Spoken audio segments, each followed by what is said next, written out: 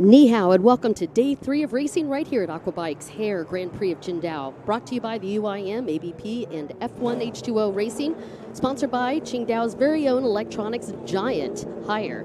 As usual, our riders haven't failed to disappoint and thrilling with standout performances, both in the pole positions yesterday, Moto 1s, as well as the Runabout qualifying. Today, our ski men's and ladies classes continue their ride in Moto 2. That's going to bring them just one step closer to yet another Aquabike title.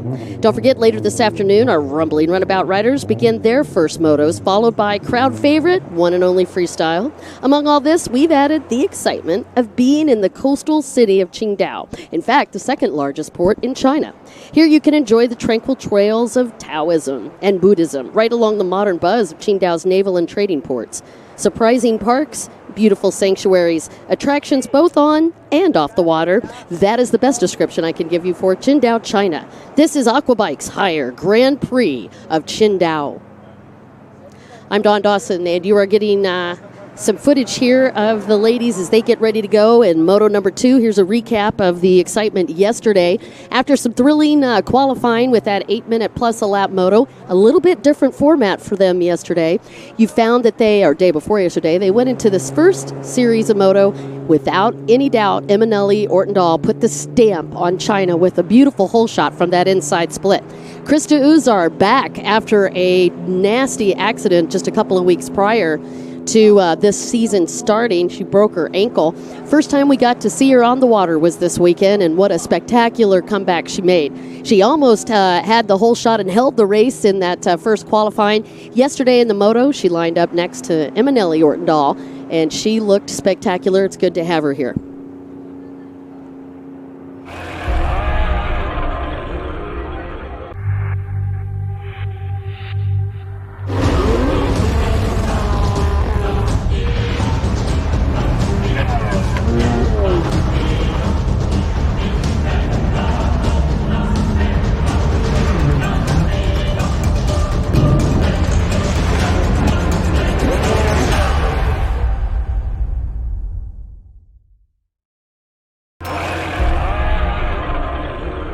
And welcome back to the UIM-ABP Aquabike World Championship Tour. We were talking a little bit about some of the excitement that happened yesterday in the first series of motos in the ski divisions. And as I'd mentioned, Krista Uzar looking great. Speaking of looking great, we've got these guys on this lineup, and once again, when I take a look down there on that pole position, it's going to be Eminelli Ortendahl lined up on the pole on that inside split. And Yasmin Epraus, who had a great race yesterday, mind you. She was on a Frankenstein boat, best way to describe that. She was having some issues with the boat in the qualifying a couple of days ago, so she ended up putting parts of parts together with her and Marcus Lutzekert's boat, and that combination working very well. She ended up doing great yesterday, nailing a second. And, of course, Jonna Borgström with a third yesterday. Pushed her back. She lost a few points to Eminelli Ortendahl, our overall standings. Eminelli currently leading. Then you've got Jonna Borgström. So the countdown, by the way, 175 points right now for Eminelli Ortendahl. If you guys want to get your computers out. Jonna Borgström, 142. Estelle Prix is in third with 136 points coming into this moto. Yasmin Epraus closed the gap a little yesterday. She's up with 119 points. She's in fourth. And Sophie Borgström still in that mix as well, in fifth with 111 points. Yesterday's moto yielded Emma at the top of that deck with Yasmin Epraus in second, and Jonna Borgström in third. Estelle Prix was in fourth. And speaking of Eminelli Ortendahl, let's take a look and catch up with her. The race today was awesome. I really enjoyed the waves. It was so much fun to jump and ride them, and I really think that I got a hang on like riding with the waves and not working against them. So this race was so much fun, and I really enjoyed that ride. And you're back live as we get an opportunity here to watch these guys take off for Moto number 2. Here's the schedule today, in case you guys would like to keep up with us on what's going to be happening. So we're going to have the ski ladies, Moto 2, and then we're going to have the second moto for men's GP1. Then we're going into Moto 1 for Runabout, and then we're going to have our first moto for Freestyle, first opportunity to watch Freestyle this weekend. So that's what the schedule looks like today, and over the weekend we will have 3 motos all for the men's and the women's ski, and then we're going to have the 2 moto session for the Runabout ski. Starting a little bit later in the afternoon than we typically do on the tour, and part of that is because of geography and, of course, the moon, the sun, oh wait, and the tides, because it's really been all about the tides. She's sort of been the superstar this weekend in Qingdao. So high tide in the afternoon, and we're looking at high tide around 3:30. Our incredible racing crew has been tracking that quite carefully. We are up almost another 10 inches today in a high tide, so you can see the water looking great as we get ready to go. I will tell you, it's been kind of crazy coming out here first thing in the morning when there's 0 water and a whole bunch of buoys. 31, in fact, for the Runabout class, 29 buoys. It's going to be a 1.4 kilometer race this weekend.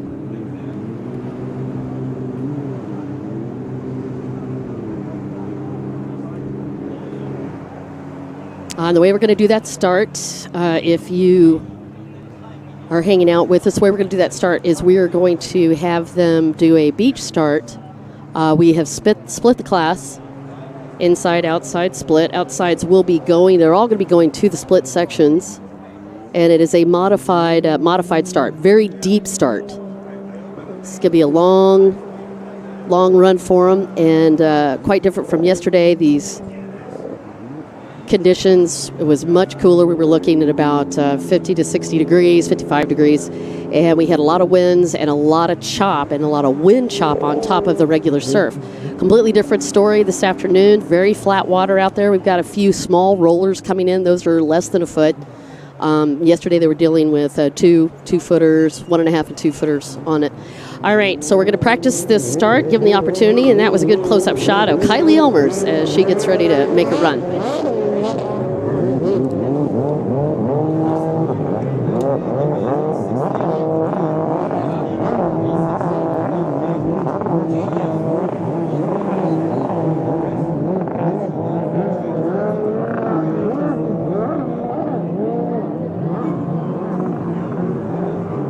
Hey, I want to say a special thank you to joining from Morgan Prix. Thank you for being here. Mateus Reynes is on the line.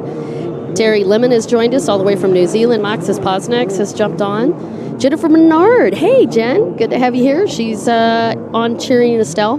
Jerry Wong has joined us on the live stream, as well as Kinsada Darahome. Jonathan Owens. Good to have you, bud. Hope everything's great out in Havasu. Jarek Biacek. Dwight Duthat has joined. Dwight, how are you?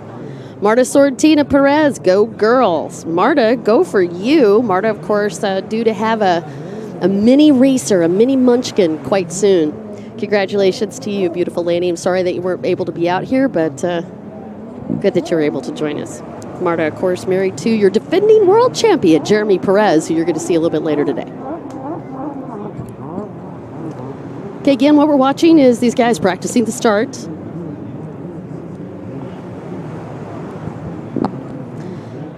This course is laid out pretty far off of the beach. We do that because this is a very long, shallow, sloping beach. Guys are going to be racing today on the Yellow Sea. Right here in Qingdao, China. Qingdao, by the way, means Green Island. Behind us, you actually wouldn't be able to see it from the camera's perspective, but Mount Lao is right behind us in Qingdao, and it's considered to be one of the birthplaces of Taoism.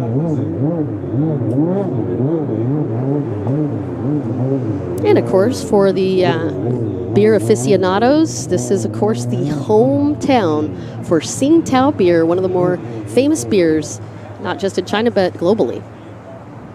All right, well, there you are, up to date on trivia facts for this gorgeous city as we get ready to go with the Hair Grand Prix of Qingdao, China. This is going to be our first moto of the day, second of 2 motos, and on the pole position on the outside split is going to be Estelle Perret, and on the pole position on the inside split is going to be Eminelli Ortendahl. Lined up right next to Emma is Yasmin Epraus, who's in this points hunt, trying to get up onto a podium. She is Only 20 points away from that. However, the person that's standing in her way has some pretty big shoes. Yasmin's going to have to try to fill, and that's Estelle Prix. Estelle, of course, with that 136 points, is in third. Jonah Borgstrom on boat number 25 is in second with 142 points, and Emanuele Ortendahl has started to pull away. She got a couple of extra points yesterday, putting her with a 33-point gap. Not quite at the point where she could do a knockout and close them out, but definitely opening up the gap in the rest of the field.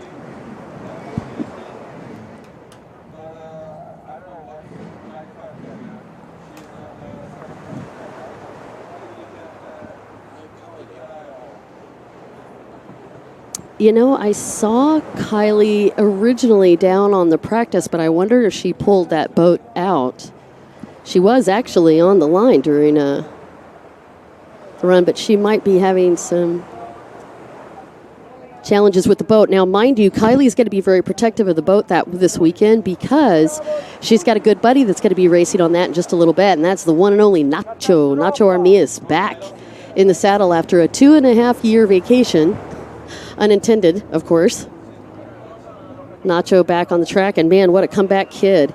He started almost dead last and change, moved up 11 spots into fourth place yesterday. Great finish for Nacho Armias. Just edging out Andrea Guidi, who actually got the whole shot of the outside position yesterday in the men's ski. We'll talk a little bit more about the men in just a little bit, but there's a little teaser for you. And I'm trying to find Kylie, and I do not see her down on the line. I do see some of the very fast local products right at the edge of the screen. Boat number 53, that is one of the very fast Chinese ladies. Her name is Yan Wu-Ning. She's 17 years old from Shanghai. She's only been racing for 4 years, but an interesting side note about her, she is a bodybuilder. Right next to her, do you see this other little great racer? She's on boat number 16, also Chinese. She's only 16 years old. Her name is Yi Xinghui, and she is from Anhui, and she is a young lady that's been racing for 3 years, and she likes to dance in her spare time. So just some of the local product that we have out here joining us this weekend, and is part of the great Chinese racing team. So I just got the heads up from Nacho. Looks like there were some challenges with the boat. They may be working on that right now. He's going to be standing by, hopefully get that boat running. So Kylie will be out of the race. I noticed that Estelle's Holder and Dad had his hand in the air for just a minute. All right, they're ready to go, and already you can see a little bit of the waves. Estelle just a little sideways in that start, still a respectable run. Coming out of the gate, they're off.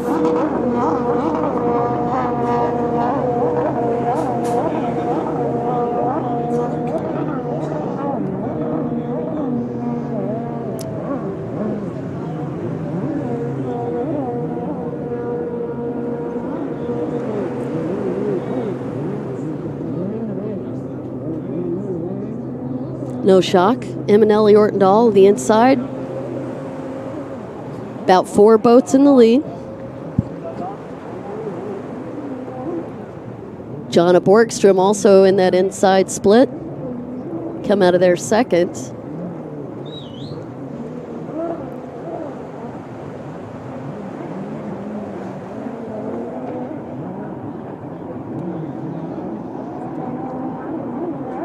All right, Emma's setting up for this whole shot as she hits the triple yellow. She's got 2 more buoys to negotiate, a double red left-hand turn.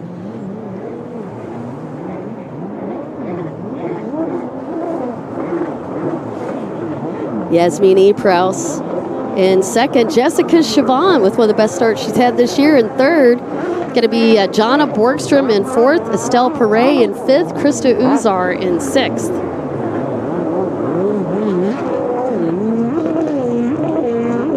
Lisa Kassan Battaglia in seventh. And it looks like Virginia Morale going down right at the end of that front stretch. So she's going to have to jump aboard. Had a decent start, too. So Virginia Morales down. She's back up and a rolling.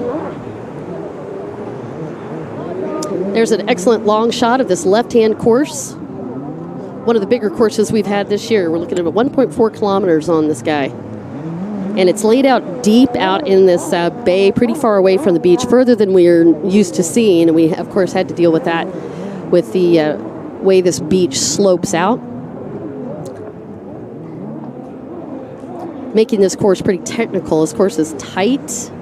You can see that dog leg where they have to run straight back out towards, well, actually, GPS-wise, you'd be heading towards Korea at that point. On that dog leg that you're watching, and there's a great shot of Jessica, boat number 99, Jessica Siobhan, who came in 6th yesterday.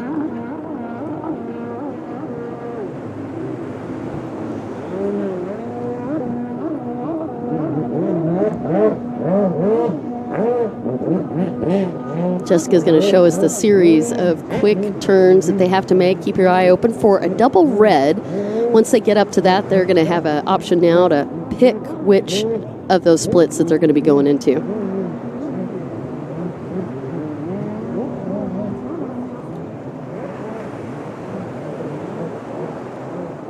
This drone footage is so much fun to watch. All right, there's Yasmin E. Prowse on the Frankenstein fast boat, parts of Marcus Lutzekert boat, and it's part of Yasmin's boat. Either way you want to shake it, she's looking great on it.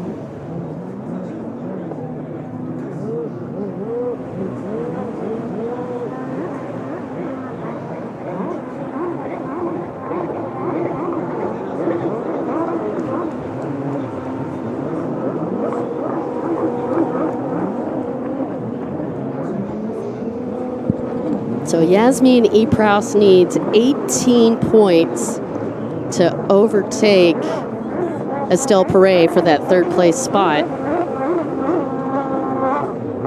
Estelle back in 5th.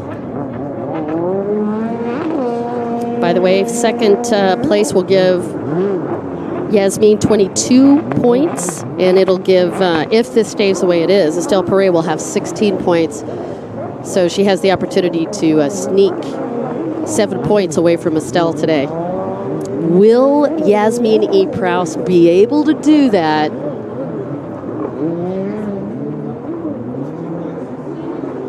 Only time will tell. Speaking of time, we have 4.36 minutes on the clock.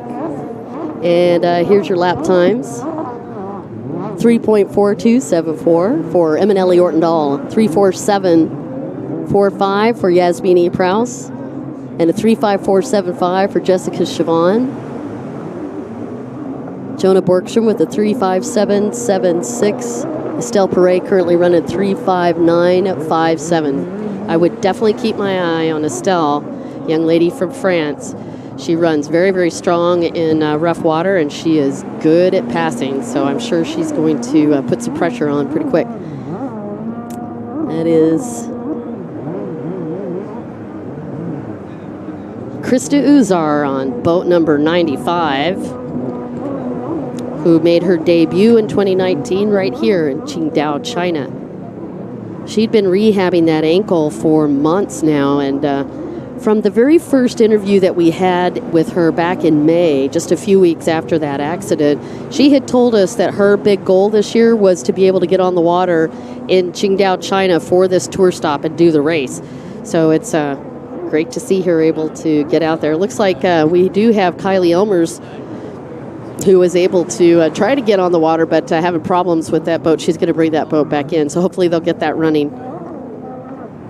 If not in time for her to get points on the board, hopefully for Nacho Armias to get some points on the board. So coming at us here on that front stretch, Eminelli Ortendahl for second full lap where we'll have her on the clock. And let's see if she's starting to pick up the pace. I would not be surprised. 2:31.18 is her current time and her best lap time thus far. And Yasmin E. Prowse with a 2:31.54. And then I've got Jessica Siobhan in third with a 2:36.81. Jonna Borkshire with a 2:38.34. So the magic number at the moment is 2:31.18, and that's the number posted on the second lap for Emanelli Ortendahl.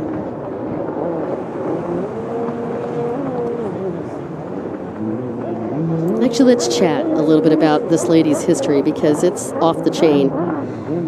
Two-time UIM world champion, both in 2016 and 2017. She was a two-time slalom champion from 2015 through 2016. Two-time Swedish champ, 2015, 2016, and the Swedish Cup. She lives in Alvingen, Sweden. 21 years in May. Over the course of her career from 2015 to 2018 on aquabike alone, she has over 15 aquabike podiums. Just an insane deal for her. Boat number 25, that is Jonna Borkshire. And this young lady is having a stellar year.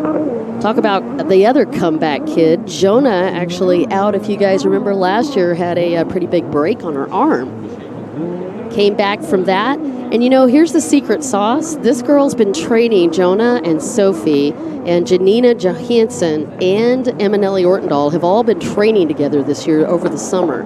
And I have to say, two of the most improved riders I've seen, this is one of the young ladies, and she is currently in position to get one of her best finishes overall on the UIM-ABP Aquabike World Championship Tour. She is currently in second, and she's got a nice lead. She's got 142 points, closest to her, of course, Estelle Perret with 136. So I'm going to say that's comfortable, but I can only imagine from her perspective, probably not so much.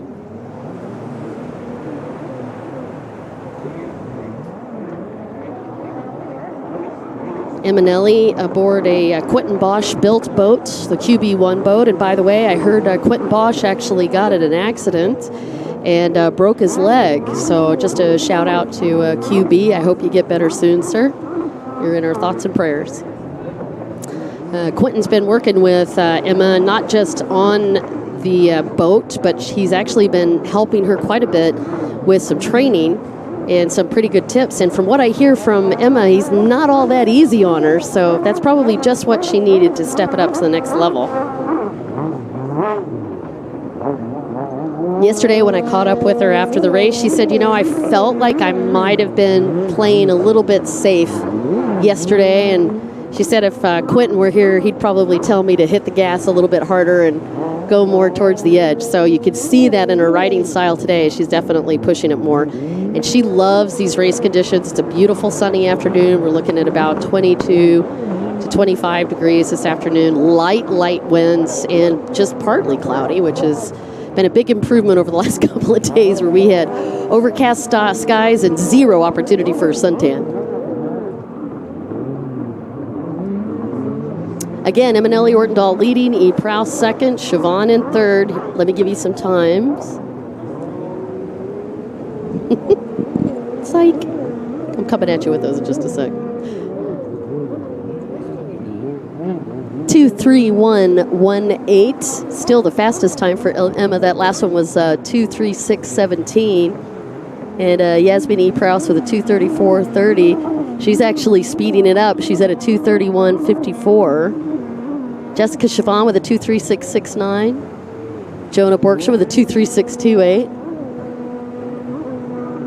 Here's your top four. Let me know if you need any other times. I'll check the live feed real quick. And there is Yasmin E. Prowse on the Marco boat. I guess, how am I going to say it? The Marco Prowse boat, since it's parts of parts.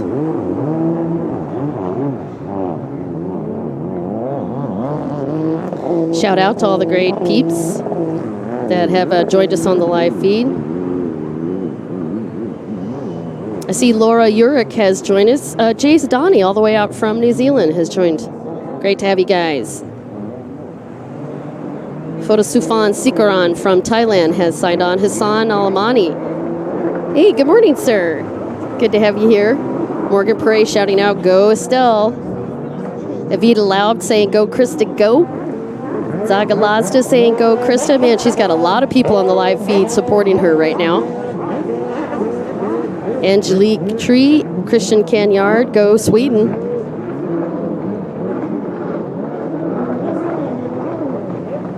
Well, Sweden and Estonia have been getting some big numbers out here on this World Championship Tour. Yasmin from Estonia with 119 points. Nailed 22 points yesterday with that second place finish, and right now she's in second again.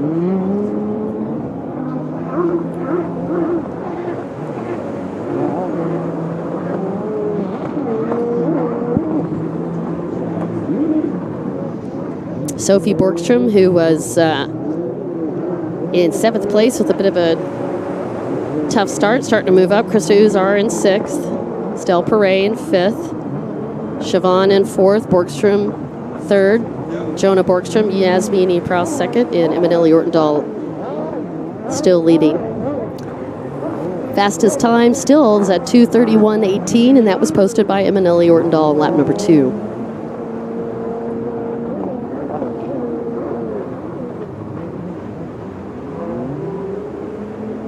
Yasmin shaving some time off. She's 2.97 seconds off the lead.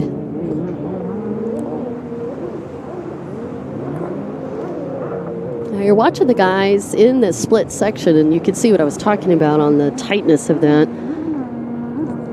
Those green buoys are the outside split this weekend. Yasmin working her way through those. Wow, nice turn. This young lady was so happy with the combination on her boat this season. She's been getting faster and faster. She just came off of a win on the European Tour. She was very stoked about that.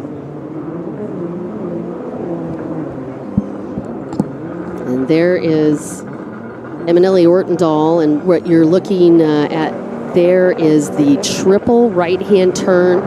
There is the triple right and then a double red, and then they hit this front stretch. Now, yesterday, this thing had some wicked sauce because the waves were coming in just slightly off angle, and the waves were about 2.5 feet. Not really having that much problem with them today. The waves are much, much easier to see with the sun versus that flat light conditions. But yesterday, we had a bit of a rodeo more than once on that front stretch. Easy peasy lemon squeezy. There's Jonah Borgström on boat number 25. Again, lady running up in second. Jonah's best finish prior to that, she had a 4th place finish in 2018 in Sharjah. 2017, she ended up 5th overall, but listen to her stats this year. She had a 2.42 finish. Her best finish in Portimao. Followed it up in Olbia, Italy with a 4.32 earlier this year. Yesterday, she was looking really good. She had a 3rd overall, got 20 points yesterday in that first moto, and even in the pole position when she was in the qualifying, she came out in 5th place, even though she had a bit of a rugged start.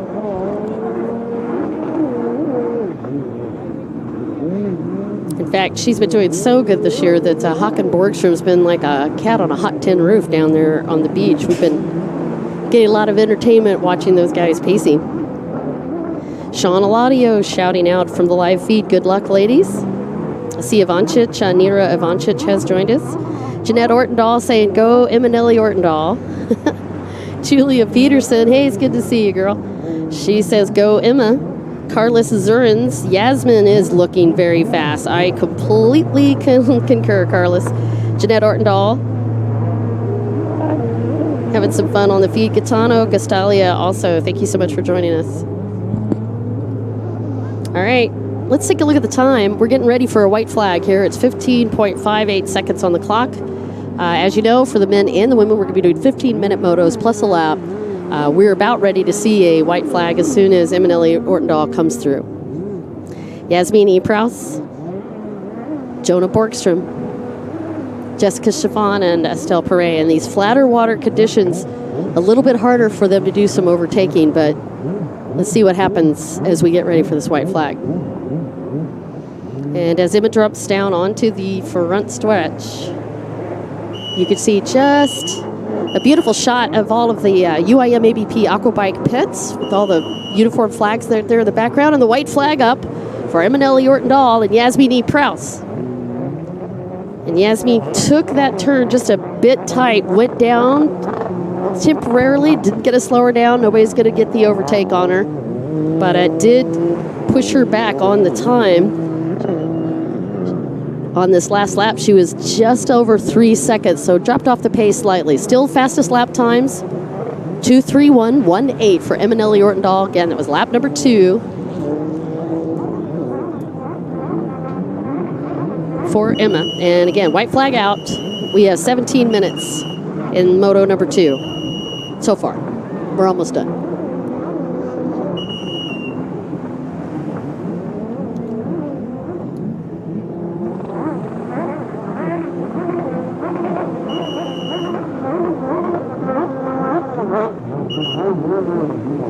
Man, big props to Jessica Siobhan with that third place on the start. And although Jonah Borgstrom's got around her, Estelle Perret is still having a whole handful of trouble trying to get around Jessica Siobhan. And a big shout out and kudos to her. Great run for boat number 99. One of her best starts of the year.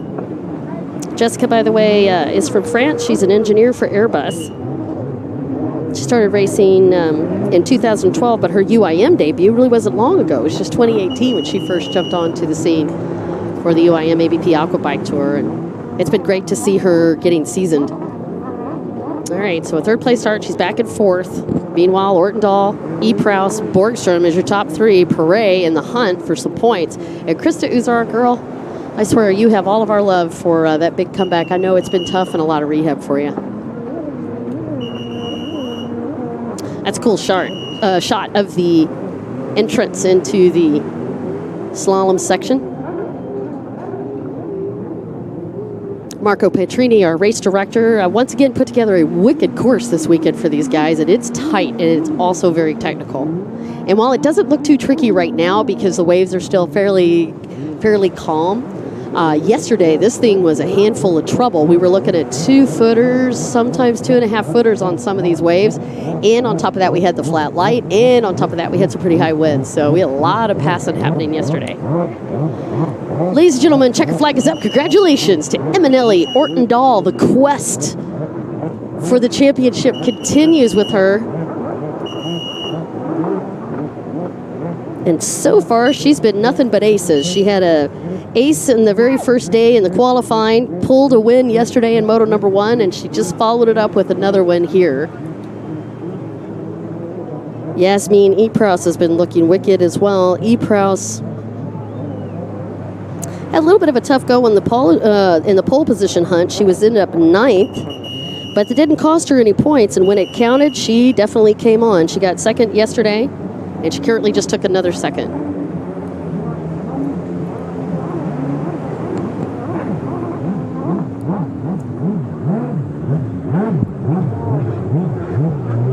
Jonah Borgstrom just hit the checkers as well. It's going to lock her in for this 3rd place in moto number 2. Jessica Siobhan held it off all the way. 4th place for Jessica on boat number 99. France and France for 4th and 5th. Estelle Perret going to hook in on the 5th place. Krista Uzar in 6th. Our fastest Chinese rider, she's on that 7th place spot. That is boat number 53.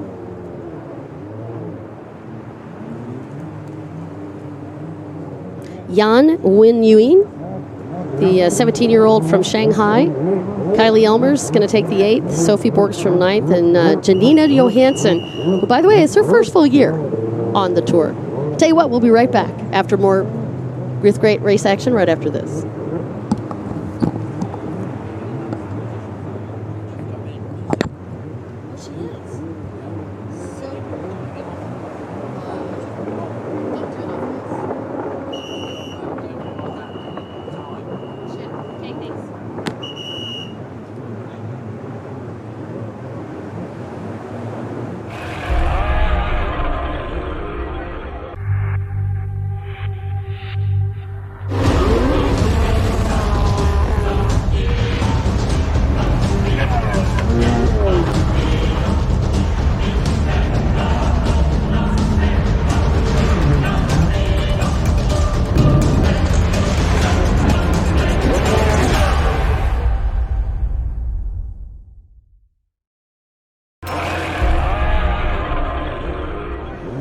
Once again, here's a recap on the top 10. Eminelli Ortendahl with that win. Yasmini Prous in second. Jonah Borgstrom in third.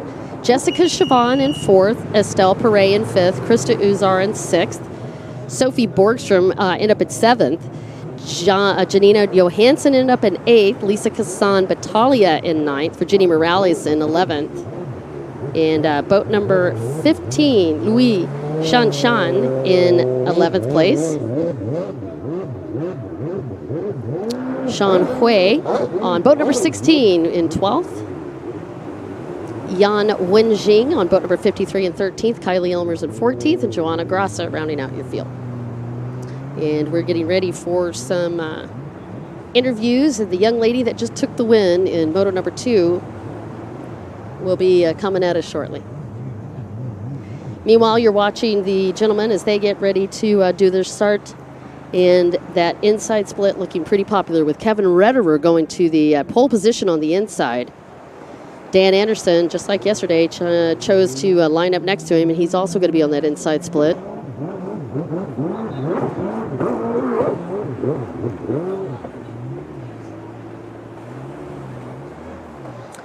Salman Alawadi also lined up on that inside. And I tell you what, we'll get even more on what's happening right after this. Yeah, when we went out testing, there was something not working right. So we did a quick adjustment before the start of the race to make sure everything is all right. Went back to the old setup we raced yesterday, and it worked out fine, luckily.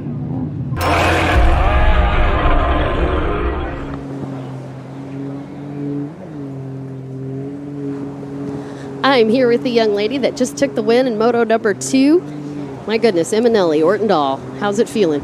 I'm feeling very excited right now. That was a very challenging and fun race, but I felt that I was in control of it the whole time, which was, it was. I was feeling safe there on my boat out on the track, and it was so much fun. She was amazing. Thank you, Yasmin. You too. It was such a fun race. Yes, of course, yes. Always. I love the photo bomb. Oh yes, she's very good at that. It's not the first time. Nor will it be the last, I have a feeling. All right, so describe the conditions yesterday to today. Yesterday was it was more rough. It was bigger rollers that time. Now the wind has calmed down, so it's still, the rollers are still coming in, but it's like from the night and yesterday, so it's not as rough. And the waves are smaller, which makes it more flat. So with the back stretch, it's totally flat because you're riding with the wave on the long side. So it was a lot of full throttle and fast speed this day, which I enjoyed. So we talked about this yesterday. If Quentin Bosch were here, he'd have told you that you're going to have to pin it to win it. So yes, do you have that in the back of your head today? Yes, I did. And actually, I got an awful news this morning that he broke his leg in Havasu, and I'm feeling very much with him, of course, and it's such a shame for him, and we really support him and hope that he will come back as soon as possible. Yeah. So, best wishes to you, Quentin, if you're listening. Oh, I'm sure he is. Yeah, I'm sure he is if he's got an opportunity. You look great on that boat. I loved watching the combination. Can't wait to see you out here tomorrow. Did you change the boat at all from yesterday to today? No, it's the same. Okay. Same setup. I just rode differently. Yes, I noticed that. Yeah. All right, well, we're going to get ready to roll with the men's class, but congratulations again. Great job. Thank you so much, Dawn. Yeah, you're welcome, girl.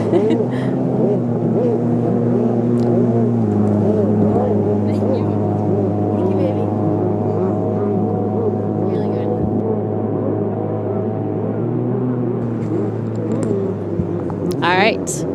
Watch the boys warm up as we get ready to go for moto number 2 in the men's ski GP class.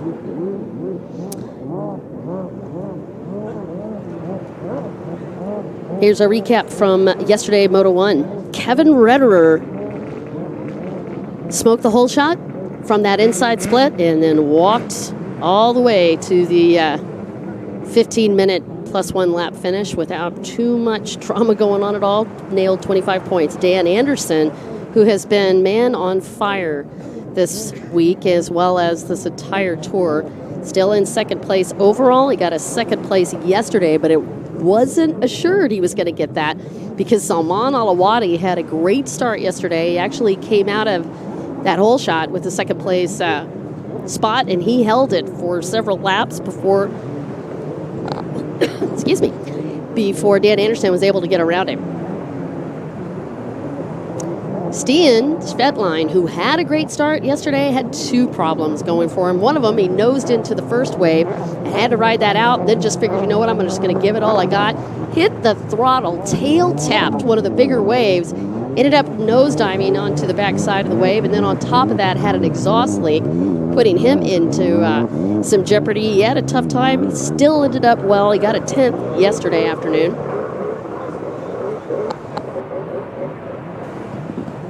Nacho Armias, who did not have a good start yesterday, moved his way all the way up into 4th place.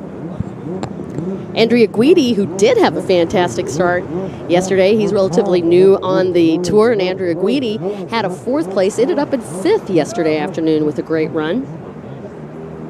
Marcus Lutzeckert also had a good run. He had a little bit of boat trouble, but again, they worked on the boat, putting together all these separate parts. Marcus is going to be on, at least he was yesterday, was on the same boat that Yasmin Eprouse was racing. Barnabas Zabo is in 8th place yesterday, and he had a bit of both issues. One of his timing rings cracked. They were able to lock that down, but he was only at about half throttle.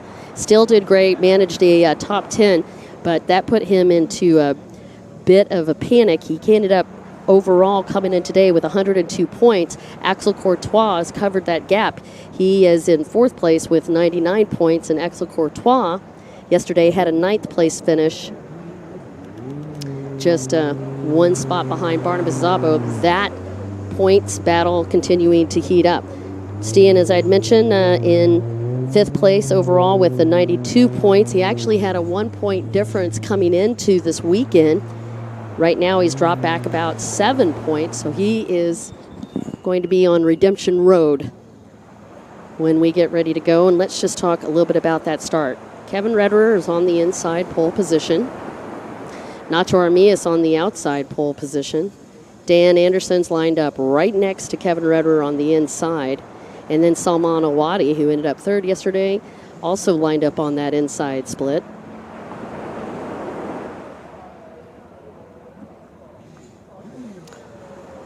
Ulrich Bernsen is lined up on the inside, as well as Barnabas Zabo and Axel Courtois. Meanwhile, Andrea Guidi is lined up on that outside split. Stian Svetline also has chosen to move to the outside. Let's see if the strategy pays off for these guys in these vastly different race conditions from yesterday. Flatter water, you can see the waves coming in pretty quietly, about 1 foot. You can also see they're coming in a bit sideways, particularly a disadvantage when you take a look on that outside. That angle that they are coming in, these guys are going to have to pay a lot of attention when they jump off of that start so that they don't push the bottom of those boats sideways into the air. Boats are ready to go. Anders Keller with a good start.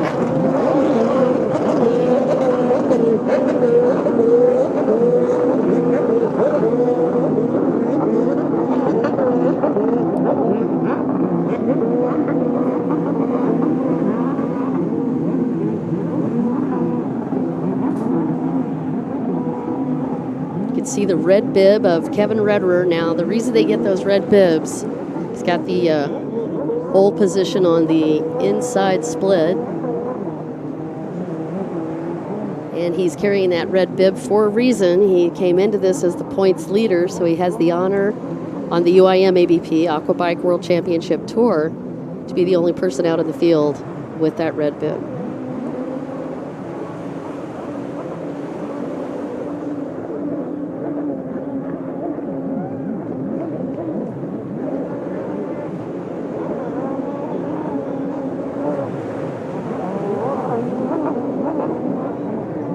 Stian drops into the front stretch. Ulrich Bernsen, who had a battery go out on him yesterday, in 2nd. It's Anders Keller's in 3rd. Salman Alawadi in 4th. Marcus Lutzeckert in 5th. Dan Anderson in 6th. Andrea Guidi in 7th.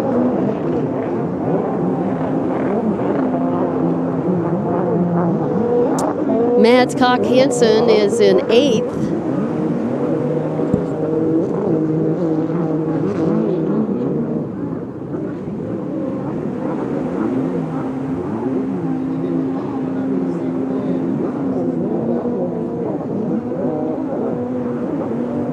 Martin Semeji is in a battle right now for 9th.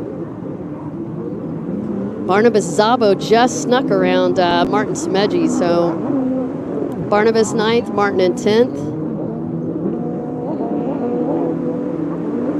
And Stian right back there in 11th place.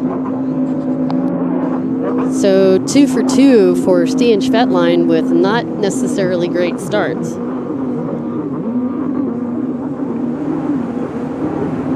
Kevin Rederer leading, Ulrich Bernsen full on representing for Team Norway, especially after that break yesterday. That was making him crazy. They had to pull the boat in. His battery just died and they could not figure out what went wrong with it. So replaced the battery, checked the rest of the electrical system. And speaking of being plagued with issues, Anders Keller, who came into this with a great position, he's right in this hunt for a podium. He's got 88 points coming into today. He's in the 6th place. Anders actually had a steering cable go out on him yesterday after a great start.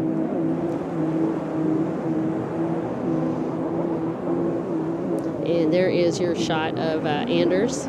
They got the steering cable fixed, but he said he had a tough time yesterday, steered that thing around the field.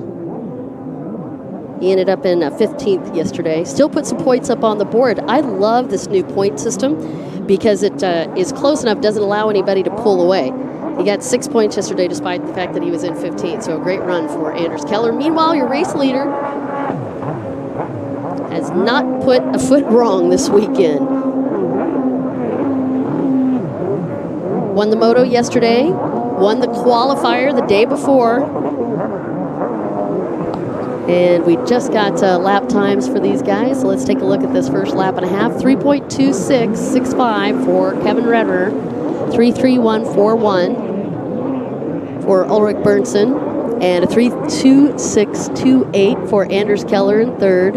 Marcus Lutz occurred in 4th with a 3:4150. Saman Alawadi in 5th with a 3:4456.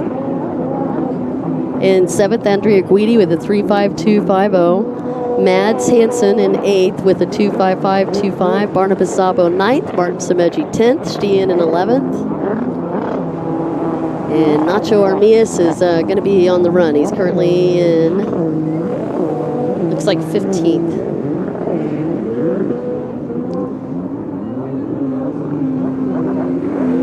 Looks like a 4-leaf clover almost. Take a look at the long shot of this race course.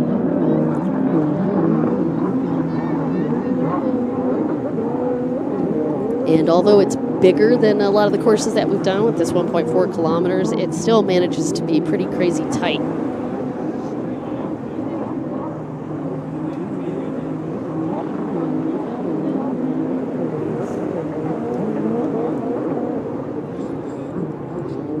Kevin Rederer, coming off of that double red buoy, gets the opportunity to pick inside split. Looks like he is going to go for the inside. He's really favored that on the starts as well.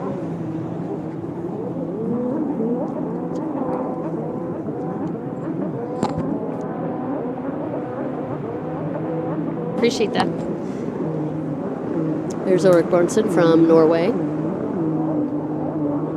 He had a good start yesterday, just couldn't turn it into anything with that battery going out on him. Ulrich Bernsen following that blistering pace of Kevin Rederer. He's only 5.7 seconds off of Kevin Rederer's pace as we come up on the almost 6-minute mark for this 15-minute plus 1 lap moto. You see what I'm talking about? See, this is a big course, but these guys put this course in pretty tight. So these guys never really able to get away between the surf and the cross chop from the boats.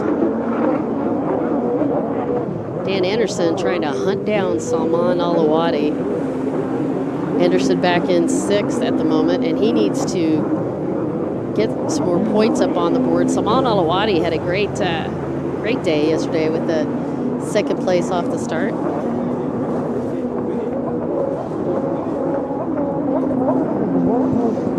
And there is Dan Anderson from Sweden. He's really been happy with the way his boat's been handling this year and just seems more comfortable. 2018, his best finish was in Sharjah with the 6th. He ended up 9th overall.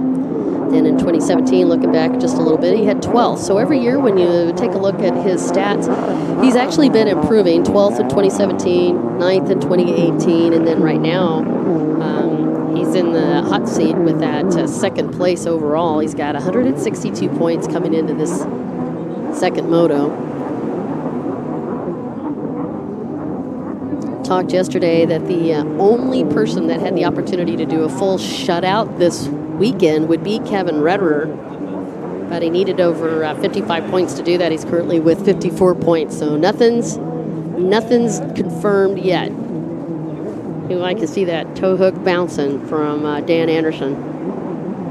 All the riders, of course, required to have those tow hooks on their boats just in case something goes wrong.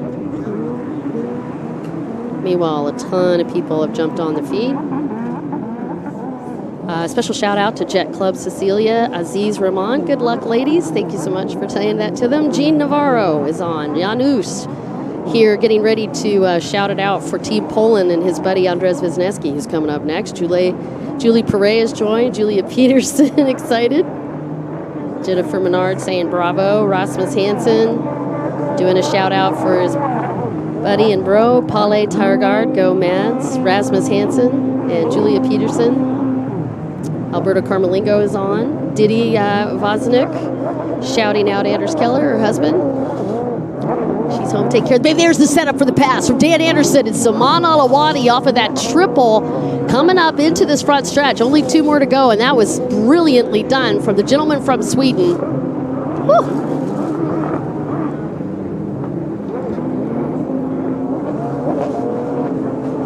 Dan Anderson on that 6th place spot, starting to prove the fade. Into 5th. Marcus Lutz occurred in 4th. Anders Keller in 3rd.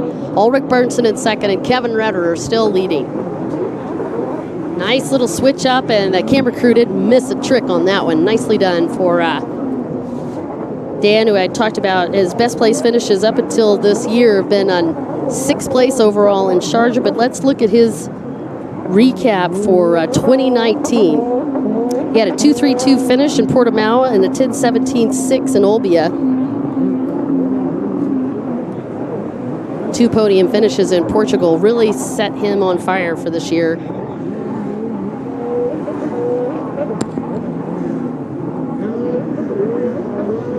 Second yesterday, right now he's in 5th. All right, that's the dog leg that I was telling you guys about. So you can imagine that thing cuts pretty sharply back. And then to make it even more exciting, it's off angle, so they're not going straight into the waves. They're actually off camber on that. 55 of Anders Keller as he continues to power through.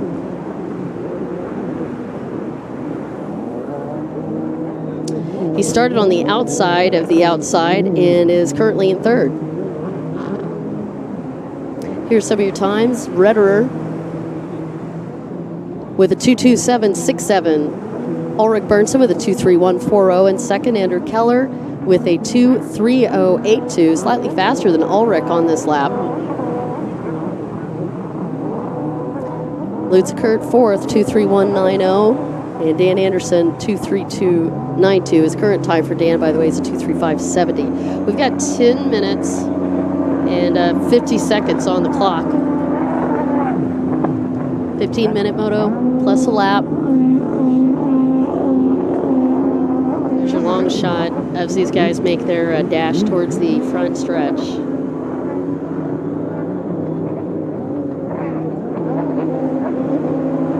And that is Ulrich Bernsen that you're watching as he sets his sights. Anders Keller setting his sights on that 2nd place run.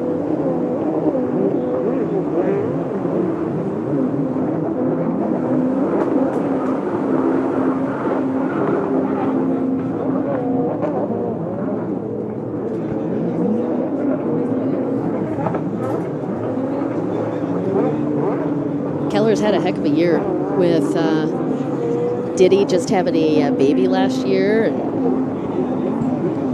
He also has, as he has admitted multiple times, been just getting some good seasoning on the tour, but man, he's really lit it up this year. He also is very happy with the combination that he's working in. Look how tight he is on that turn as he continues to get as close as he can to Ulrich to see if he can put some pressure on. You saw Ulrich just take a look over his shoulder to see where he was. He knows he's there. That's them running towards that far back stretch.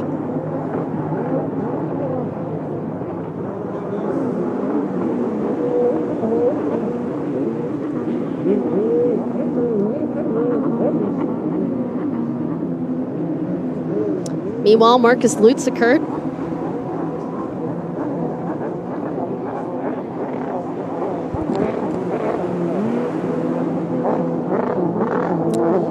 Marcus is in fourth with the Parts of Parts boat, and he too has been running very strong here today. You can see that they've got the backup number on that. Let's take a look at Lutzeckert's time. He's in fourth place. Fastest time on the track was a 2:31.90 compared to Kevin's fastest time, which was a 2:27.67. Not shabby. And his current lap time is a 2:36.61. We're 13 minutes into the 15-minute moto. Marcus in fourth. Dan Anderson, fifth place.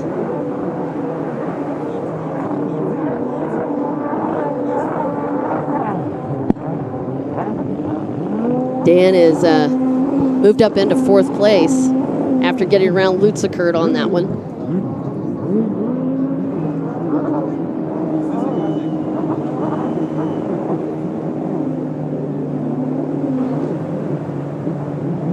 And he did it on the split section as he came out of that outside. He came from the inside split and snuck around Lutzeckert. Dan Anderson now in fourth. Lutzeckert fifth.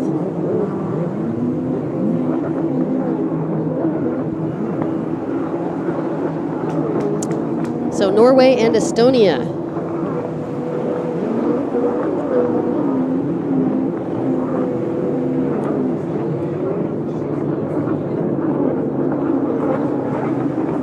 $14 minutes as we get our shot of the race leaders. That was Kevin Rederer.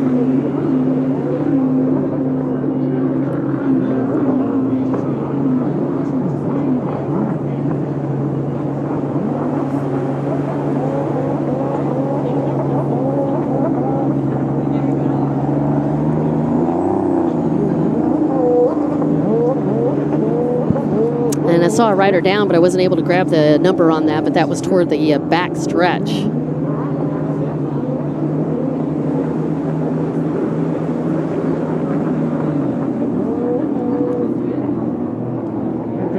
Anders Keller, gentleman in third. Getting some pressure. You saw him pull up out of that rider crouch just a little bit to get some relief on that back. This is a grueling moto because they're not going to get much break on it with this flatter water. They're going to have to keep pounding that throttle. And Keller trying to get a little bit of relief on his lower back as our race leader works his way through the inside split for just a couple more laps. It's 15.34 on the clock. Kevin Rederer will be getting the white flag as soon as he hits that front stretch. And Ulrich Berntsson, who's had a solid run after yesterday. It's got to be even more frustrating from yesterday because he had a great start. White flag is up for Kevin Rederer.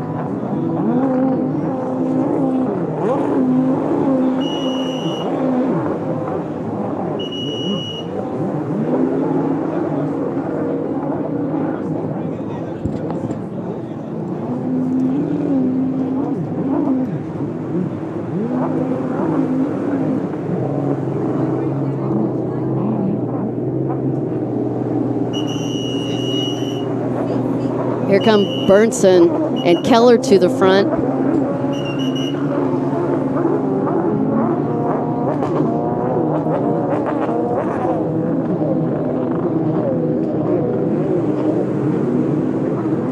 Wow, that's fast. about 3 seconds separating those two riders. That's the difference between Ulrich Bernsen and Anders Keller on this white lap. The lap rider was in between Dan Anderson and Anders, and he's gotten around. Dan has gotten around that lap rider, but he's still got some time to make up. Here's the lap time for Kevin Redder, 2:31.20. Nothing beating that 2:27.67, which, by the way, is the current fastest time on the track. Ulrich Bernsen with a 2:36.74 on this one, and Anders Keller with a 2:32. Anders 4.2 seconds faster on that last lap. Dan Anderson with a 2:38.58. Lutz Kurt with a 2:42.73. Salman Alawadi with a 2:42.22. Here's your top 7 again. Kevin Redder leading, Bernsen second, Anders Keller third, Dan Anderson fourth, Lutz Kurt fifth, Alawadi in sixth, Guidi in seventh, Mads Hansen in eighth, and Barnabas Zabo in ninth, and Stien in 10th.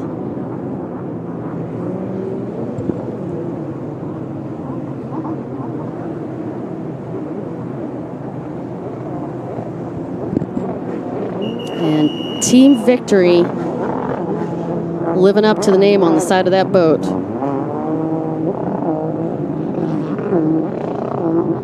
Five-time world champion, 6-time Euro champion,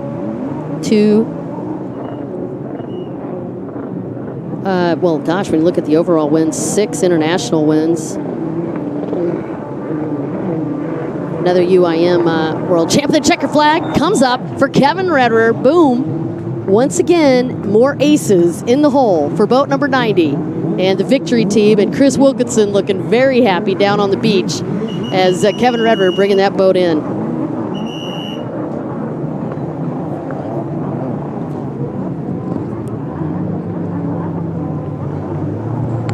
All right, so now we got to keep our eyes open for second and third, because that was close with Bernsen. And as we look up, it was Kellers that got around him. Keller taking second out of that split and almost dismounted, and you can see how excited he is after that unfortunate steering cable disaster yesterday. What a great run for him, and that is going to help him on this points battle. As you know, Anders Keller in 5th as we came into this weekend, and he's currently got 2nd, and Ulrich Bernsen in 3rd. Spoiler alert, let's take a look. We got Dan Anderson in 4th. Woo!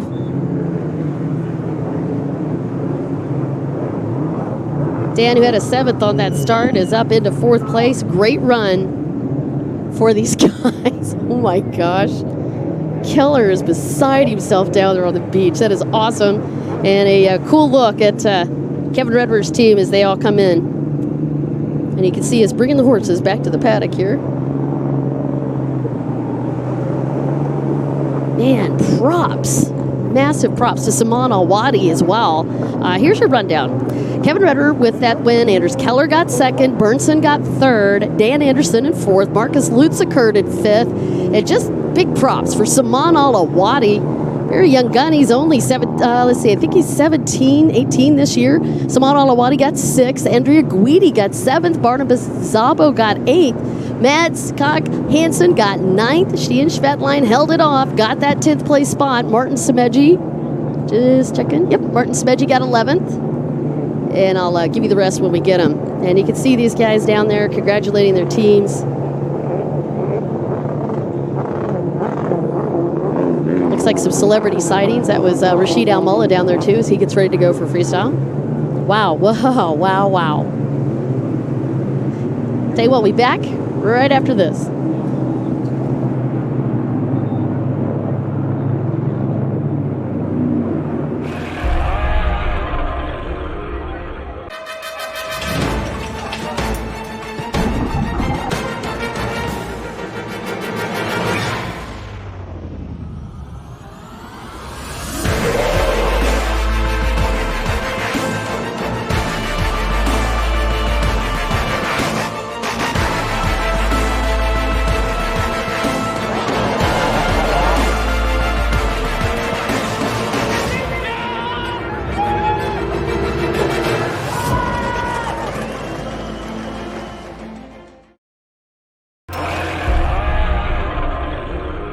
guys, welcome back to the Higher Grand Prix of Qingdao, China.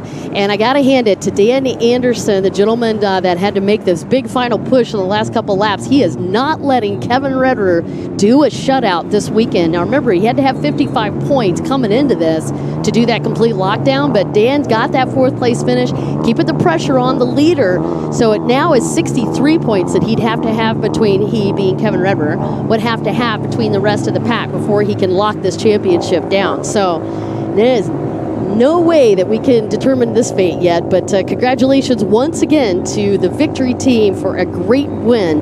And for the rest of those guys who did so well, also huge props to Anders Keller with that 2nd place finish, and also big props to Ulrich Bertson for the 3rd.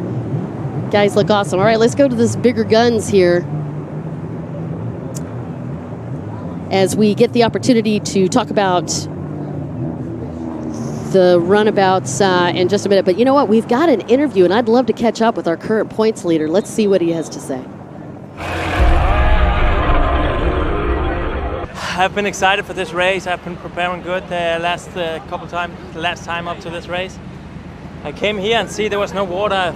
I thought it would be a horrible race. I see the wind is coming and the waves is getting bigger and the track is really choppy. It put a big smile on my face. I love the chop, and I'm ready for this race. Welcome back to the UIM-ABP Aquabike World Championship Tour. You're watching the Higher Grand Prix of Qingdao, China, and it's been all about Marcus Jorgensen, and that kind of started early on. He came into this in a position that he hasn't had a chance to be in on this tour, and that's in 1st with 71 points. Right behind him, Rashid Altair. I'll tell you more about that in just a minute. Speaking of celebrity sightings, we've actually got the opportunity to have Kevin Redder in the house, and we'll be coming up in just a few minutes, actually in less than a minute, with an interview with boat number 90 from the victory team, and your current leader with the red bib. Mr. Redder, how's it feel to be wearing that red bib, sir? Yeah, it feels amazing. It's just a wonderful feeling. Well, you're certainly doing the victory team proud. Can I get from your perspective what you thought the race course felt like today versus that madhouse yesterday? Yeah, I mean, there's still some rollers out there, so it's kind of still tough because we're carrying more speed into the corners now, which we're able to with less waves, which is going to generate more G-force in the turns. So it's harder on us in the turns, but easier on the straight. So kind of evens it out. Yeah, you certainly look great. I have a question for you because you actually have been a part of the evolution from the 2-stroke to the 4-stroke. Talk about that power shift from going to the 2-stroke to 4-stroke. Is it easier to ride them in this surf? Is it harder because they're not quite as quick as far as leaping in and out of the waves? What's your thoughts? Yeah, the current skis that we're riding now, the 4-stroke NAs, National Aspired Ancients, are quite similar to the 2-strokes, just how the power curve, the torque curve comes up, which makes it cool to ride in the waves because you've got instant power and then you can just, leap out or just pre-jump the waves, which makes it fun to ride. And with the 4-stroke turbo engines, it's kind of more difficult because you've got some lag in there. So if you're planning to hit a wave or so, you have to really think of forward, what's coming, what's there, out there. So yeah, I really like the 4-stroke NA engines though. Well, a lot of strategy clearly goes into that. You looked great this afternoon. I can't wait to see you tomorrow. Yeah, I'm looking forward. Hopefully I'll be back with you. Yeah, I bet you are. All right, sir. I'll see you then. Thank you very much. You're welcome. All right, you guys just had the opportunity to catch up with Kevin Redder, boat number 90, who took 2 wins back-to-back. Yesterday's moto, and then, of course, today. Let's go to the big ones. Runabout is on the line. Let's take a look at how the pole positions shook out. Taking a look down on the runabouts, it was boat number 7. That was Marcus Jorgensen, your current points leader, with 71 points going into this first moto. He's got the pole position on that inside split, but it's 3-time world champion Yosef Abdul-Razak who has the pole position on the outside split. So that's going to be a massive showdown when these guys meet up on the merge buoy. But before all that happens, we're going to do a quick warm-up and show these guys the start. So that's what's happening here. Just give them a chance to do 2 things. We're going to take a look at how the start system works since it is different from the regular course. And then we'll bring it back into the lineup. But while they're out there, let's talk a little bit more about strategy. Why and where do you line up? So clearly Marcus feels like that inside split may not have the fastest boat out on the track, so he's going to look for maneuverability and some tight turns. He went to the inside on the pole. Rashid Altair lined up right next to him, but that makes total sense because Rashid's actually on a backup boat this weekend. He's on, I do believe, yesterday he rode a stock boat in the qualifying. I'm not sure if that's going to be the boat that he's going to bring back out today, but he was looking to either rent something or run his stalker. So we'll see which one he jumps on for this afternoon. Anyway, he's lined up on the inside split. Right next to him is Christoph Agostino. And then Johan Johansson. Again, to the outside split, you have Yosef Abdul-Razak on the pole. It's going to be Samuel Johansson, that little young phenom. He's not even 20 years old yet, but he is ridiculously fast. He is lined up right next to Yosef on the outside. The third person in is Lino Aruja on that outside split. And then Rasmus Hansen is going to be lined up also on the outside. Andreas Vesneski is also lined up on the outside. And our multiple Chinese national champion, Wu Ronghua, is lined up on that outside split. And there's a great shot of Andreas Vesneski, and I'm sure Janusz is going crazy on the live feed. One of his buddies watching Andreas Vesneski. Now, let's talk about Poland for just a minute, because when I look down on the points, we got a tie. This is the tightest contested points race or points run between the three different divisions right now, and let's take a look at that. You've got Marcus Jorgensen with 71 points going into this. In second is Rashid Altair with 69. Tied with him with 69 points is Andreas Vesneski in third. Jeremy Perez, your defending world champion, has 65 points. In fourth, Anton Pankratov in fifth with 61. And then in sixth, you have Samuel Johansson. And then in seventh, you have Yosef Abdul-Razak. But as you and I both know, anything can happen.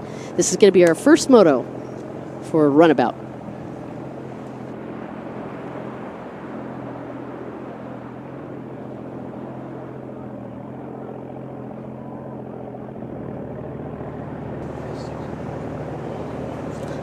All right, this is going to get, as you know, it's going to get a little rowdy.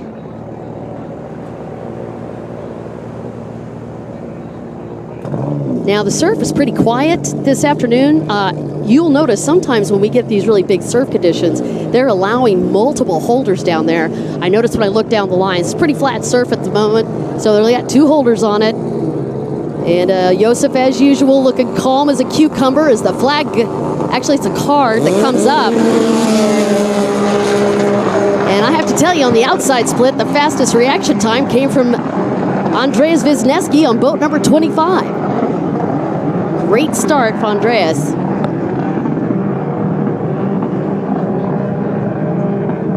All right, I just wanted to look real quick. Jeremy Perez also lined up on that inside split. I just wanted to take a quick look.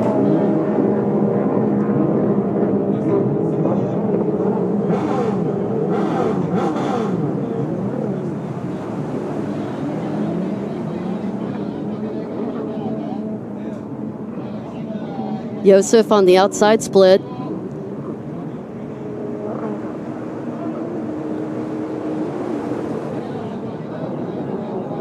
Mateo Fracasso in the second as they come to the merge.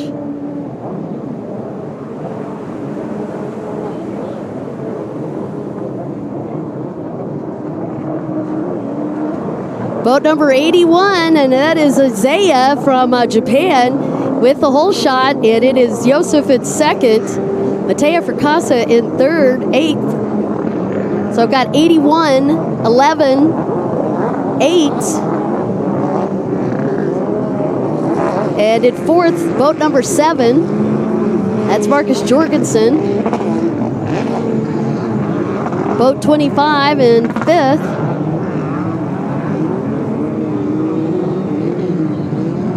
Woo!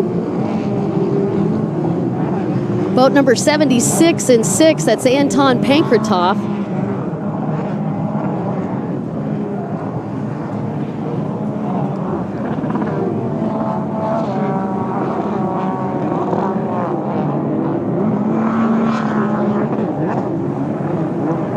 Man, great start. Sorry, I was just trying to grab some more numbers, so I got quiet on you. All right, Isaiah Hashimi from Japan, who got a big run yesterday on the pole position. He got a second, actually had the whole shot, and then got passed by Marcus Jorgensen in qualifying. And he's currently your race leader. By the way, he is a 23 national champion out of Japan. 48 years fast. That's Isaiah Hashimi. Not sure I'm saying his last name right, but I worked really hard on Isaiah for him.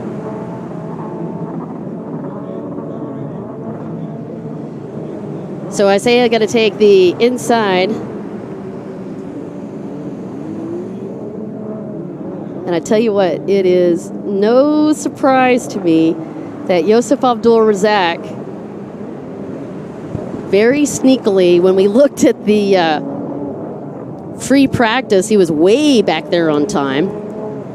All right, here's your numbers again. 81, that's Isaiah Hashimi, followed by boat 11 in second, 8 for Casso in third, Jorgensen boat 7 in fourth, and it is Andres Wisniewski 25 in fifth, boat number 76 in sixth, boat number 4 in seventh, that's Samuel Johansson, and boat number 5 and 8, Rashid Altair. And boat number 86, and that's Jeremy Perez. And ninth,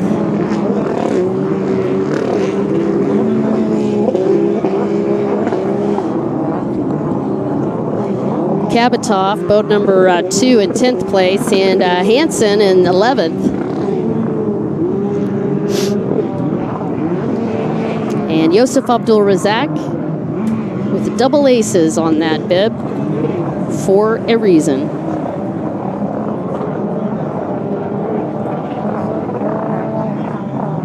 He had a back-to-back win in Olbia this year, but it was his first race in Portimao that put the seal hurt on him. He had a 17, 18, and a DNF in the Portimao stop. All right, time on this lap and a half was a 3:11:04 and a 3:14:14 and a 3:15:48 for Fracasso. Jorgensen with a 3:17:36 in fourth. All right, go ahead and get buckled up because we've got a 25-minute moto for this first moto, plus a lap. If that isn't enough, we have 25 minutes plus a little extra. These laps right now averaging about 2 minutes. I'm guessing they're going to come in about 2 minutes for these guys. Take a look here at the practice and give you a little bit better sense.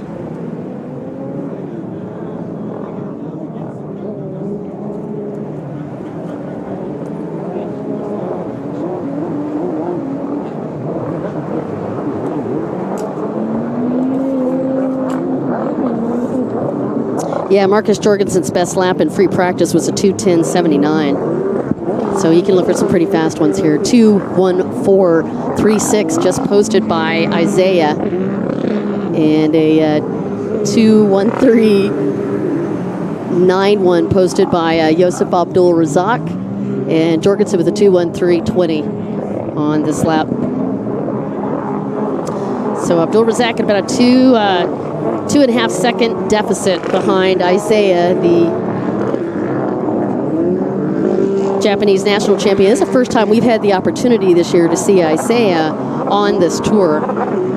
And he sure picked a great place to come hang out with us. You're watching the higher Grand Prix of Qingdao. Janus is wanting Andres Wisniewski to take the win. Lots going on, but here is a little bit of an upset. That looks like Marcus Jorgensen underneath the tow hook, but it's Jeremy Perez. Jeremy, who had boat issues yesterday, now having to retire from the field. That is your defending world champion, and that face says it all.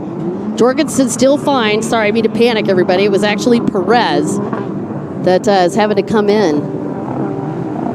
And Christoph Agostino also having to go in and hit that boat taken care of. Not sure what's happening there.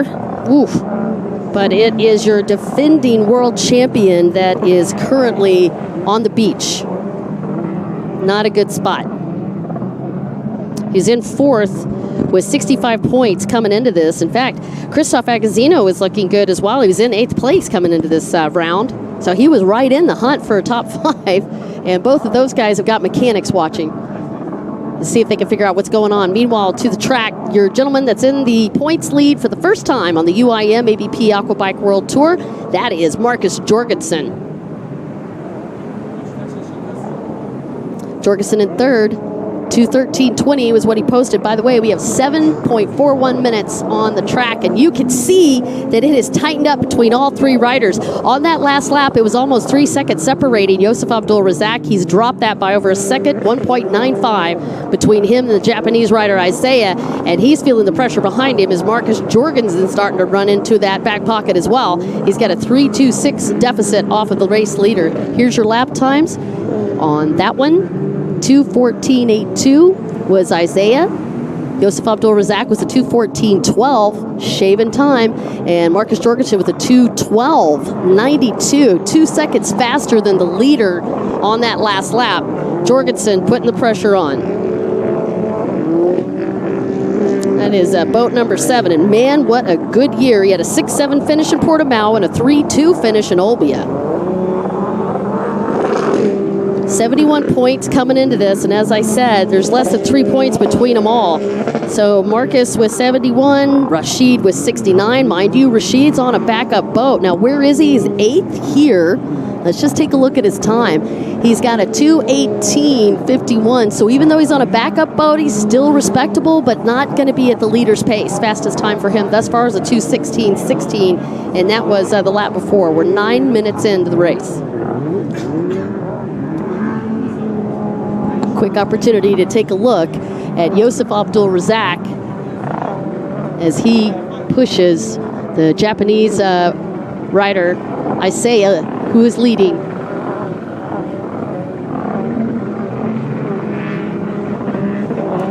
You know, the guys in the media tent were telling me that they had a feeling about this guy. I'd certainly say that that feeling is paying off.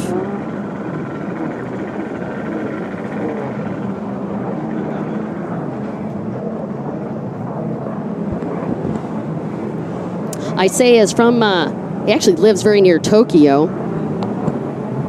He's 48, riding a Sea-Doo, and last year's winner on the Kings. Oh my gosh, we had a switch. Marcus Jorgensen's moved into second, and you've got Josef Abdul-Razak, who took over the win. All that happened right in that split section. Isaiah dropped back to third. Just like that.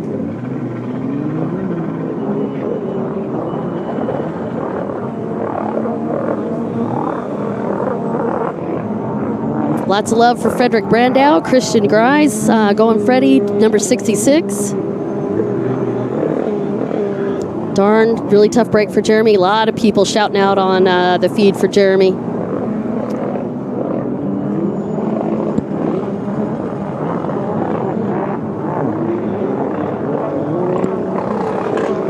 Isahai.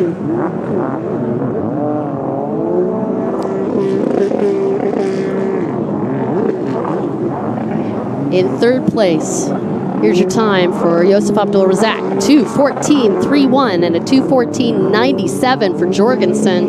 11 minutes in, we're not halfway through. Isaiah Isahai with a 2:21.69.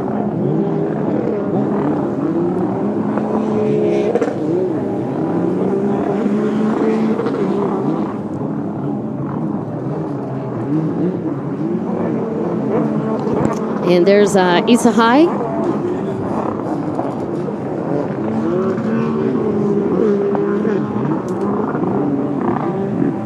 .543.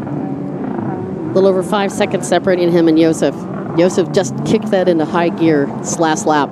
Great run for a gentleman that has used to being a world champion on the UIM-ABP Aquabike World Championship Tour. Here's a bit of the stats for Yosef Abdul-Razak.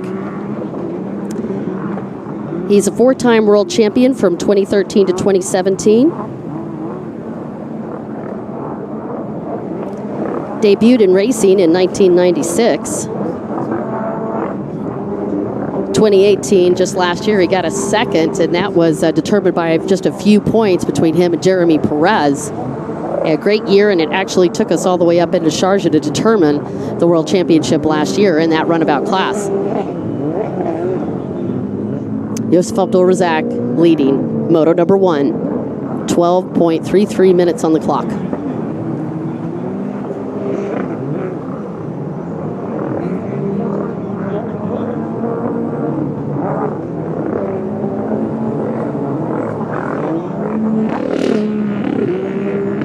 Issa High on the far right-hand side, and that is a big technical track that he's working through. 1.4 kilometers, 31 buoys for the runabout class. And you could see at a double, triple, double turn just on the right-hand side. And then once he hit that yellow and white combination, they got to shoot out hard to the back stretch. And there's Mateo Fracassa, who is moving up into 3rd place. Fracassa sneaking around Issa High.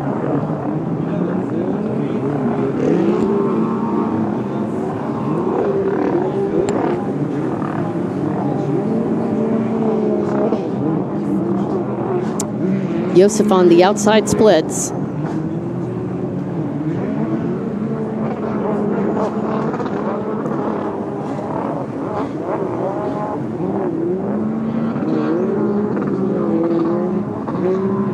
Comes into that merge buoy, and you notice he took a quick look just to see where Jorgensen was. Jorgensen followed him through that outside. 2 top riders coming on to that front stretch is boat number 11, Yosef Abdul-Razak, and you can see the waves starting to click up higher into the 1.5 footers and popping Yosef out of that seat. Marcus Jorgensen right there in 2nd place, and he is still putting pressure on the gentleman from Kuwait, sponsored by Zane Finance. 2:11:48 was the fast time for Yosef Abdul-Razak. His current lap time is a 2:12:05. Marcus Jorgensen also a 2:12:05 on that lap. Mateo Fracassa just snuck into that 3rd place. He's got a 2:16:90. Issa High with a 2:20:28.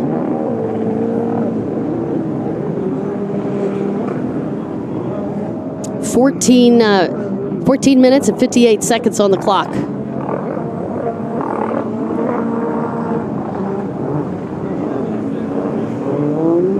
Sam Johansson up in 5th.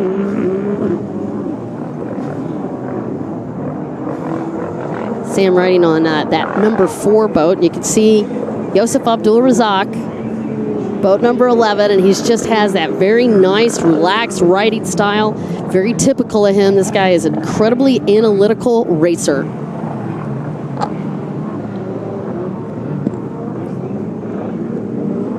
Been at it almost 20 plus years, and he's incredible talented. Actually started racing, did sport and runabout.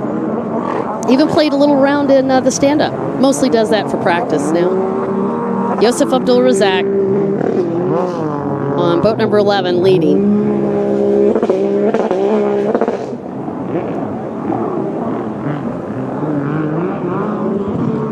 Great shots of this split section, and you can see how tight that is, and especially for that inside split.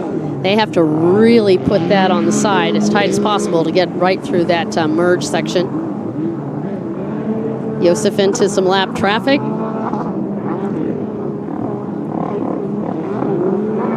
Worked his way through that. Really no problem. Got a couple of boats still ahead of him. So he's going to pick it up a little bit wider and see if he can sweep into them as he comes up on that dogleg turn. And now Jorgensen also having to negotiate. Looks like the riders, some of these lap riders moved over for Jorgensen and Abdul-Razak. All right, 2:12.79. His best lap thus far for Josef was a 2:11.48. Jorgensen slightly off on that one with 2:13.31 versus Josef's 2:12.79. Fracasso with a 2:21.87. Isahai with a 2:20.28. And Sam Johansson just got around Isahai as well.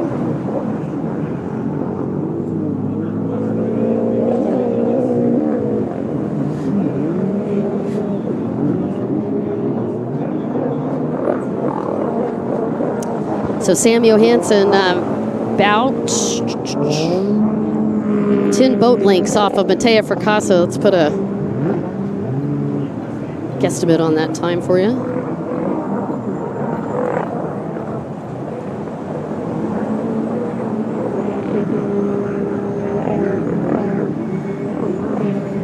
Sam Johansson running a 2:16.45 on that lap. His fastest time was a 2:14.34.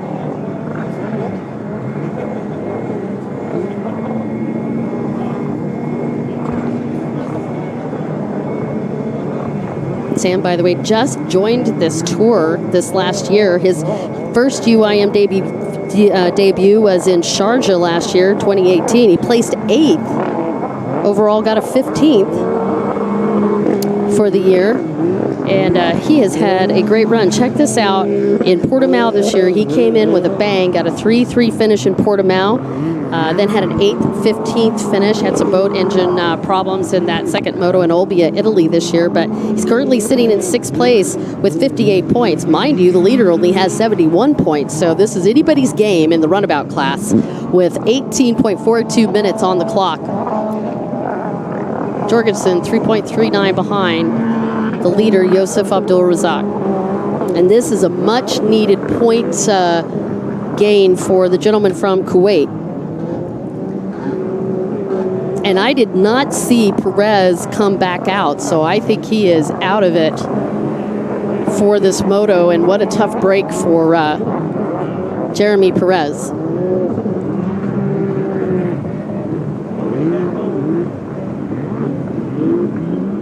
What a massive track.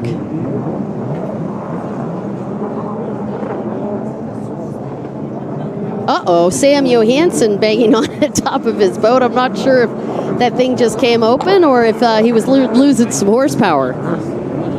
Johansson got around Fracasso.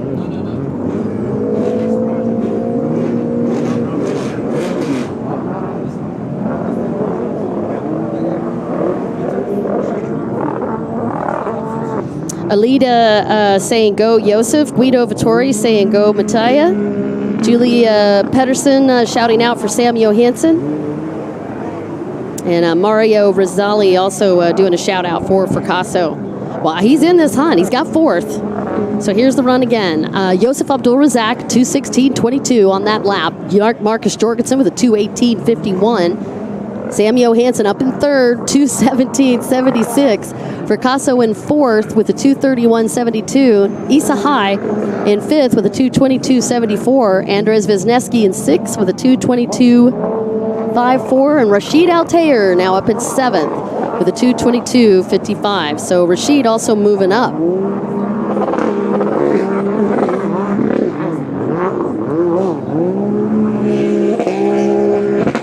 But man, what a comeback. Okay, so from 7th off the start, Sam Johansson gets all the way up into 3rd place. By the way, we got 20.50 seconds on the clock.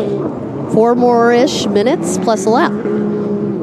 As Josef Abdul-Razak, your multiple world champion from Kuwait, continues to dominate.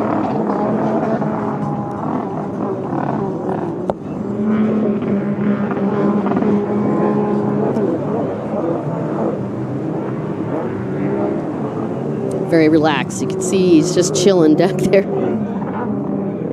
Very typical riding style for Josef. And it's unusual too. Usually these guys, you see them get a little tenser as they work their way through the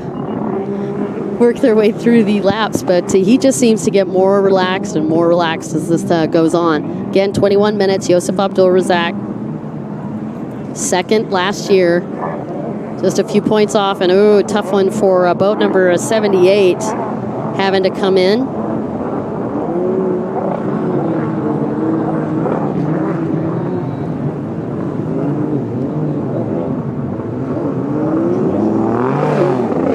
That was Rasmus Hansen, actually, who was in the top 10. And Christoph Agostino looked like he got his boat going, and he is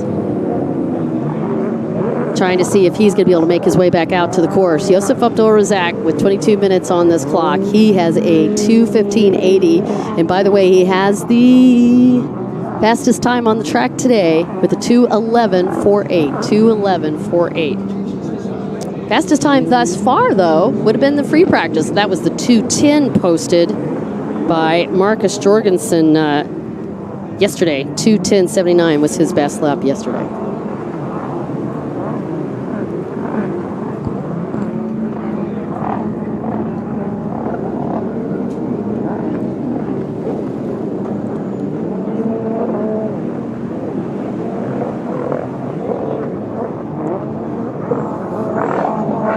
Jorgensen going to the outside.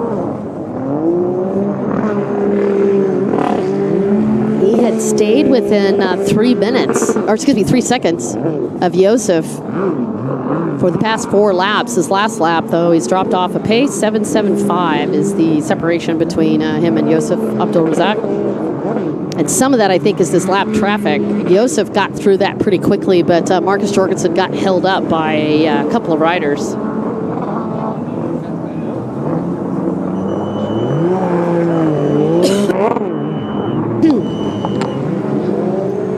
And they are going to let Christoph Agostino back out on the track. Hopefully he gets an opportunity to get some points back. Christoph Agostino is in 8th place right now with 49 points coming into this first moto.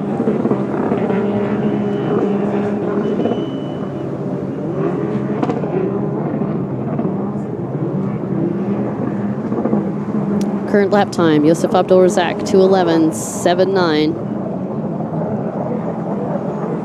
Just getting faster. Jorgensen, 2:16.85. Johansson, 2:21.21.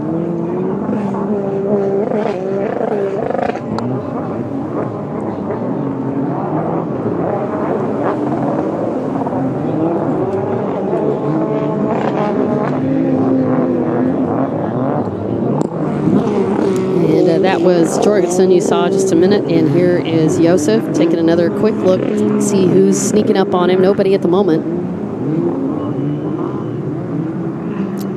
Jorgensen's dropped back 12.81 seconds. Let's take a look at these times. Jorgensen with a 2:16.85. Samuel Johansson with a 2:21.21 on this last lap. 24:58 on the clock. Next time they come through, we are at the 25 mark. We will have the white flag come up for Josef Abdul-Razak.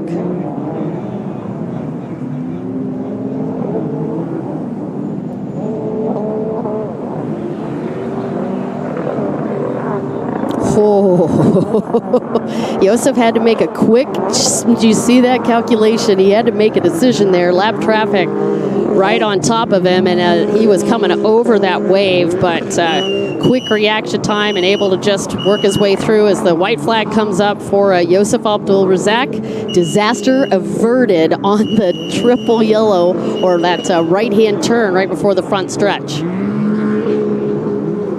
Jorgensen made up some time after getting around the lappers, and he's at 9:01 deficit behind Josef Abdul-Razak. And you can see what clean water, well, okay, sort of clean water will do for you. 2:15.34 for Josef's time on that one. Tech out Jorgensen, though. 2:11.54 on that last lap for Marcus Jorgensen. Johansson with a 2:21.21.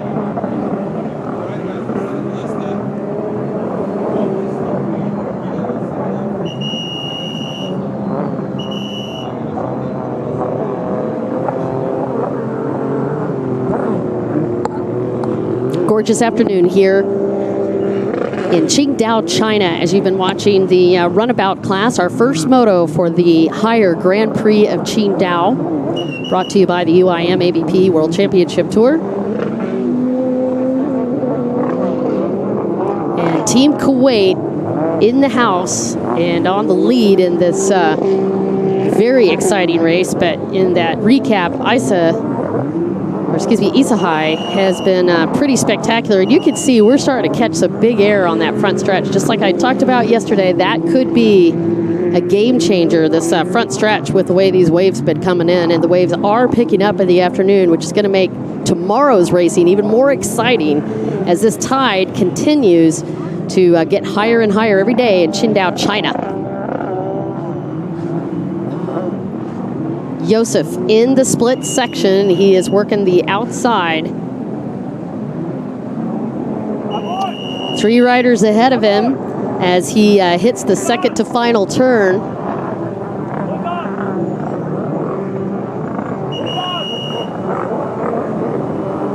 And he comes in wide and keeps it pinned, takes a look over, checker flag for Josef Abdul-Razak. And a great run for this multiple champion from Kuwait.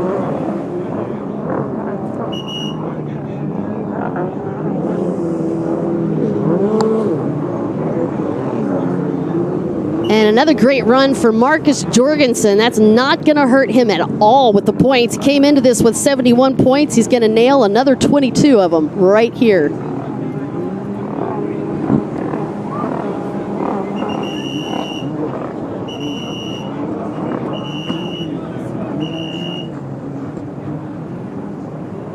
You can see Jorgensen and Josef congratulating each other down on the beach.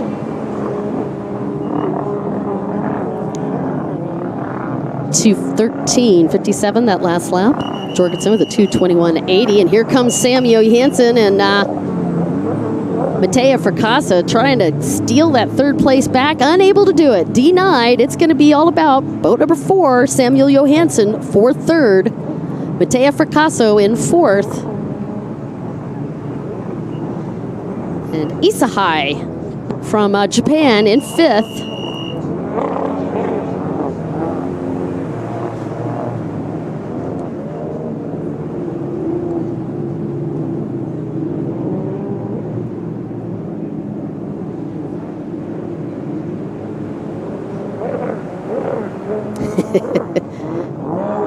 Josef doing a little nice runabout relaxation spin as he waits for the rest of the riders to come in before they disembark. And he's going to come back by in front of the grandstands, in front of this crowd, and you can see the happiness on that face. All right, points are thus. Josef coming into this had 54. He's got 25 more to add to that. Marcus Jorgensen coming into this with 73. Here's your overall. Jorgensen's got 93 points. Andres Wisniewski with 74. But it's Josef Abdul-Razak that's moved into second place with that finish. So it's Jorgensen leading and Josef Abdul-Razak just like that in second, and Andres Wisniewski in third. And then we've got Rashid Altair in fourth. Thank you so much, by the way, to Q for helping me out with those numbers. Wow, that was exciting. I got to just hand it. You were dead on that with Isahai. Looked great yesterday. And he came back with a beautiful hole shot this afternoon and then held that for several laps in until Josef and the rest of the pack started to run him down. But let's talk more about that right after this.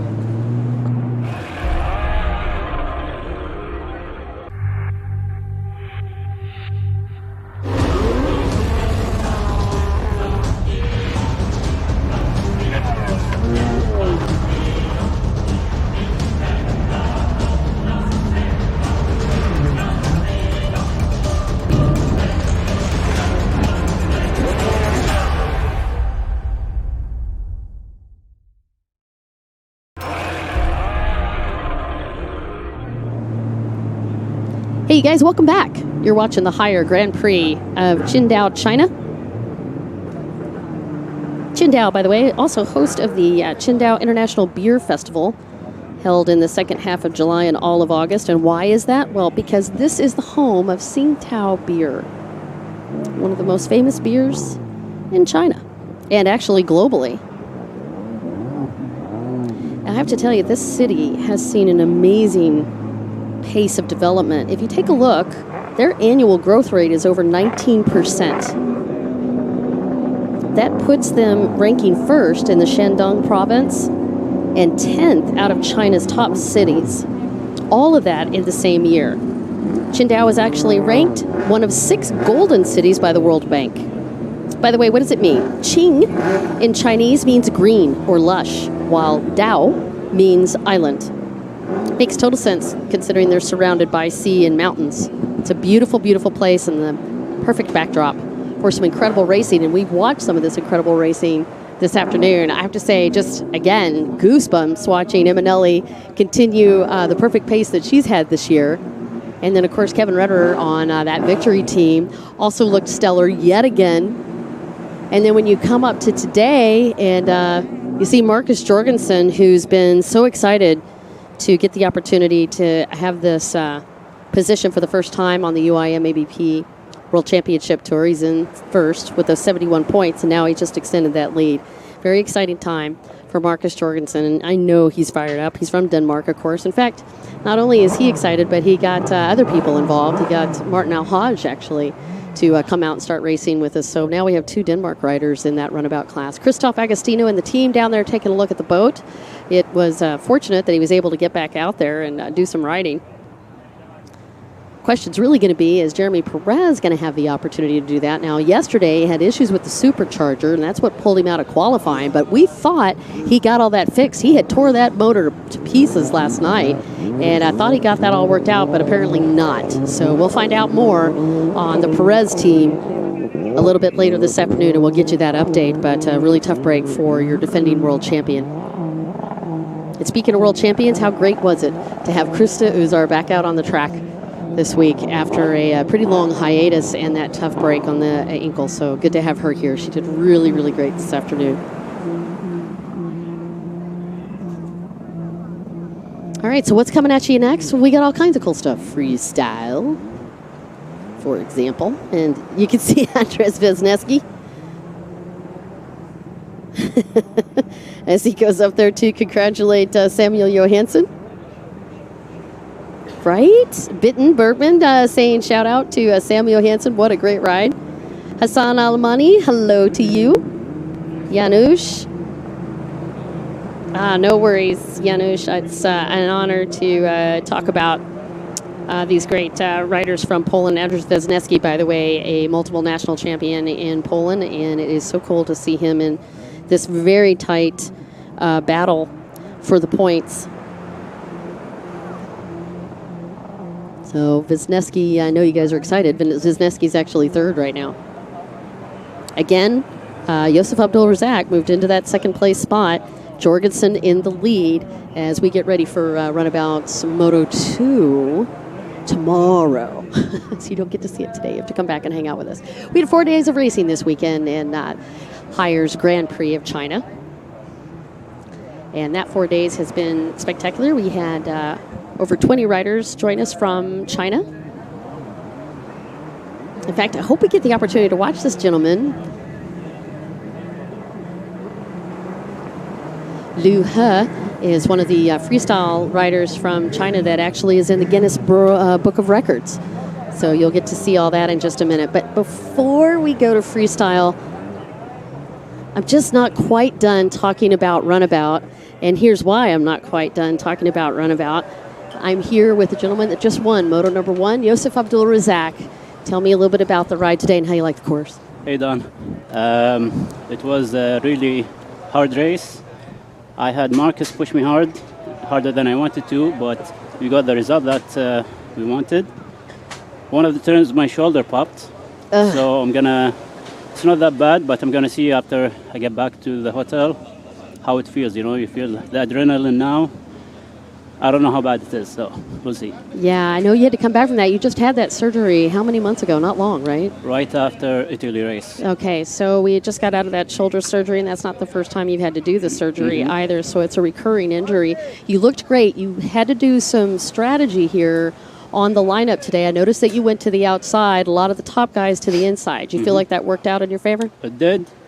I can push hard in the straight line with the waves, and it paid off, and I got second in the whole shot, and waited for the right moment. I was going to aim to pass after like 15 minutes, but he slowed down in the split and I passed him there. That split section seems to work out pretty well for you often. Yes, it did, and it paid off. I got first. I'm going to try to relax as much as I can for tomorrow and get full points because Marcus has the lead in the championship and I wanted to get closer.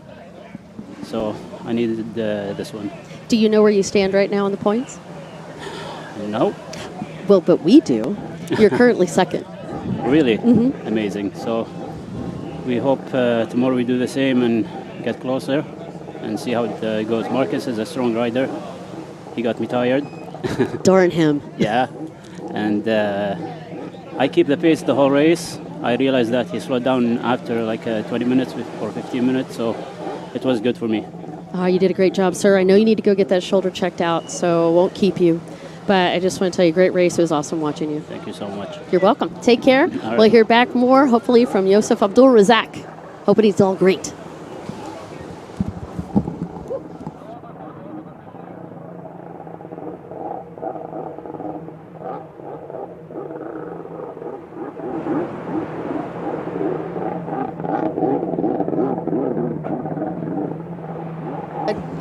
All right, we are back with Paulo Nunes and Freestyle in the house. Nice backflip.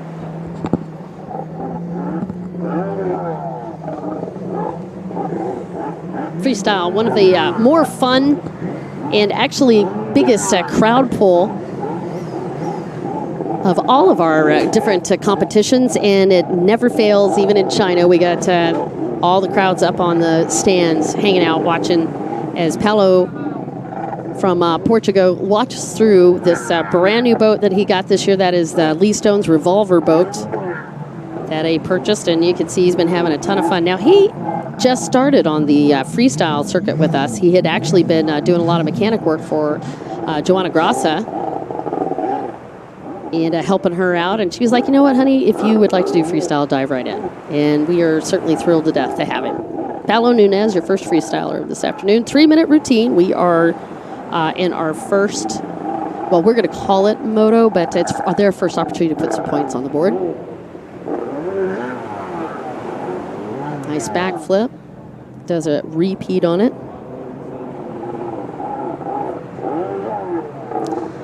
Our points, by the way, allocated by a panel of 5 judges, and they get a maximum of 100 points on each one of their sessions. And they break that down a couple of different ways: variety, quantity, style. 5 for tricks without the use of hands or feet. Nice amplitude on that. Now, Paulo's also been suffering some injuries, but doing really great. Now, coming into this, he actually was in 7th place, so he needs some points on the board. He's got 53 points coming into Haiers Grand Prix of Qingdao, China. And you can see Roberto Mariani, gentleman that is currently ranked in 2nd, watching. Nice little setup for Paulo Nunes.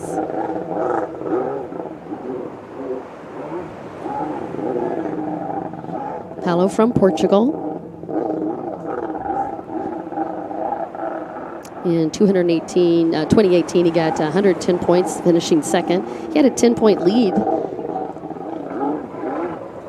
from 3rd place, so he had a great finish last year. And I got that podium in Sharjah. Nice little back flip into a barrel roll. He rides for the Flyjet Racing team.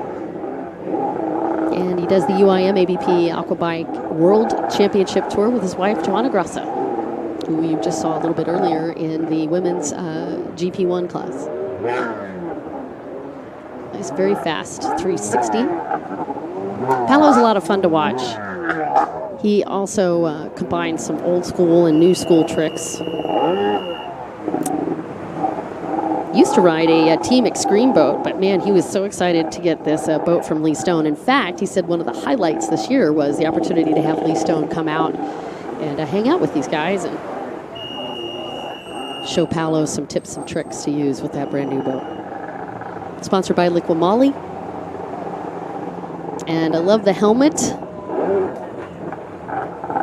And it looks like that is going to do it for Paulo Nunez's routine.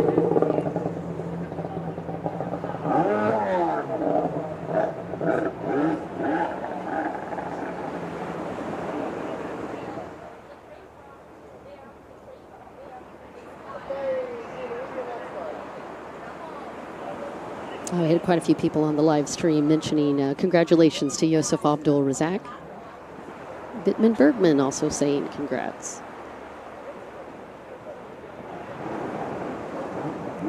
See Joanna down on the beach helping Paulo get his stuff put together, and that is boat number 16 that'll be coming up next. Sergei comes off.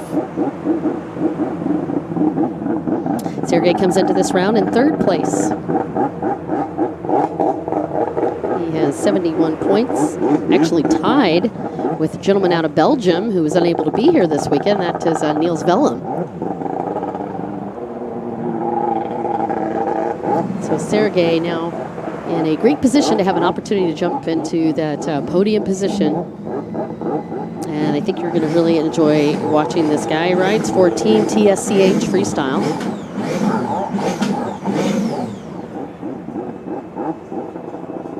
Some of his sponsors are championat.com, Lee Stone Products. His first race, by the way, was the Russia Cup in 2013, and he is a multiple Russian champion.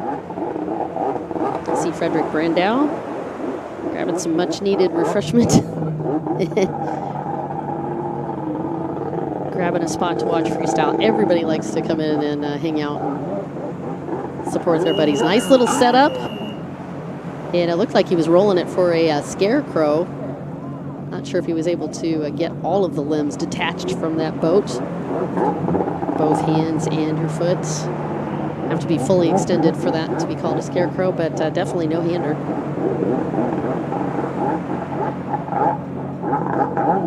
Now what they do when they spin in that circle is they create their own wake. Nice backflip, goes into a 360, and then he takes it onto the tail like a tail spin, if you will. And then 360 on the tail spin, and now he's got a series of backflips, and he's walking that boat with the backflips 4 in a row. Nice combination for him. Combinations do help in the score. So backflips and 360s barrel roll, all a part of the combination for Sergei comes up.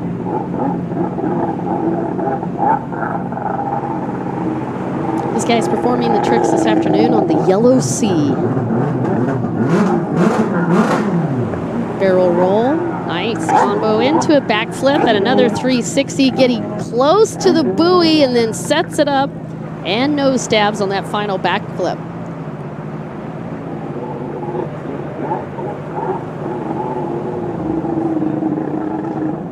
While they're kicking the boat, they're actually just locking their feet into those footwells, and the reasoning behind that is they want to have the opportunity to keep the feet locked in whenever they do a maneuver where they have to get the boat out of the water.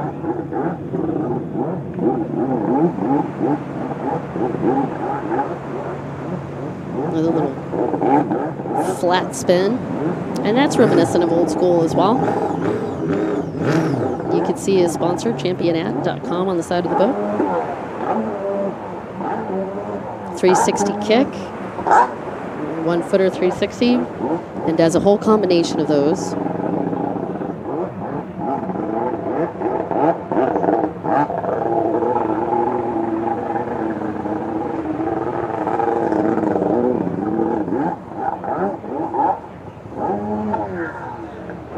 Nice. Full extension on that 1-footer backflip, and a great amplitude on that as well. Shot that boat about 5 feet out of the water.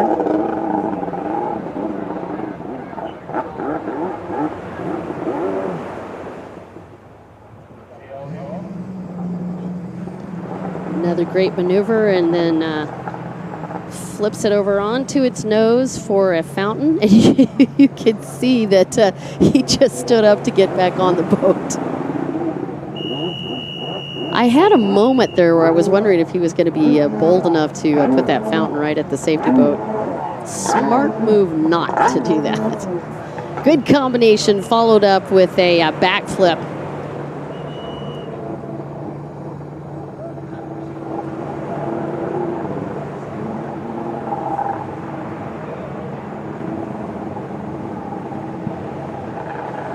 And he puts his hands up to get the applause from the crowd, and a great routine for Sergei Kimzov, moving him into third place.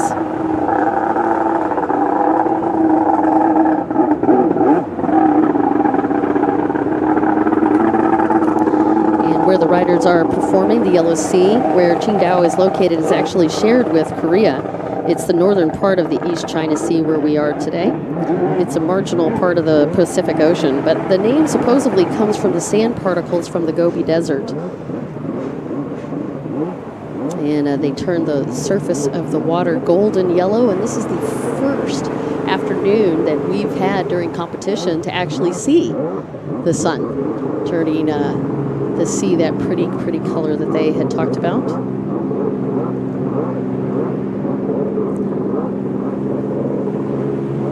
Several riders left in our freestyle competition, and a lot of good ones, to include this gentleman you're watching. That is Yaroslav Turner, that's going to be coming at us next.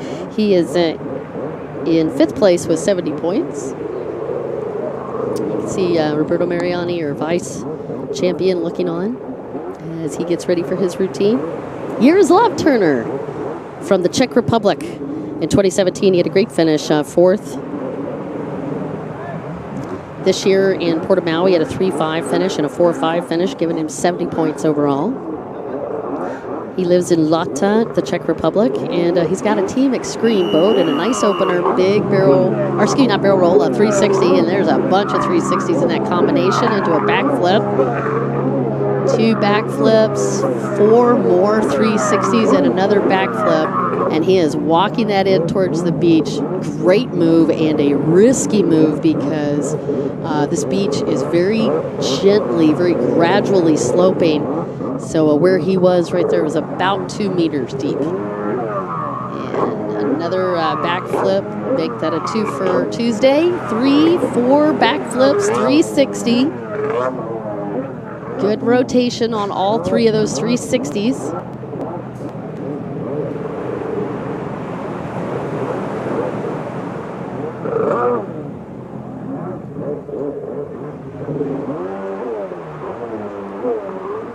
Did a 1 foot on 4 of 5 of those 360s on that combination. Now remember, combinations are always helpful for these guys. Plus, they're a big crowd favorite when you're able to do these fast transitions into the combinations. These boats weigh approximately 100 to 125 kilos. Rode it out just barely on that one. Nice job. They can have in excess of 200 horsepower. You'll notice the commonly known as spitters, the water that is coming out the side. They have to have extra of those for those freestyle boats because of all the water that they are putting into them, and there's just no way to seal those boats all the way. So those guys are hard at work just to make sure that all the water's out of the engines. You can see the crowds looking on. 5 judges putting the points together for each one of our competitors this afternoon, and this is one of the longest routines in freestyle around the globe. 3-minute routines once they come into their sessions. That is a big backflip and an extension for Yaroslav Turner, your Czech Republic competitor. Yaroslav in 5th place, going to move into 4th after today's competition with these points he's putting up on the board. 360, 360, backflip, another fast 180. It was very reminiscent of Scott Watkins, that flare. Right at the end, you can see the red flag comes up. That's going to be the end of that one for Yaroslav Turner. All of this gratuitous for the crowd, and a big throw at the end, the Ghost Rider for Yaroslav Turner. By the way, Yaroslav debuted on the UIM Tour in 2003. And he, too, going old school with a big fountain at the end. I don't know if you guys remember that, but if you think back on freestyle competitions in the 80s, that fountain was their way to interact with the crowd. What they would do is they would put that fountain on the beach.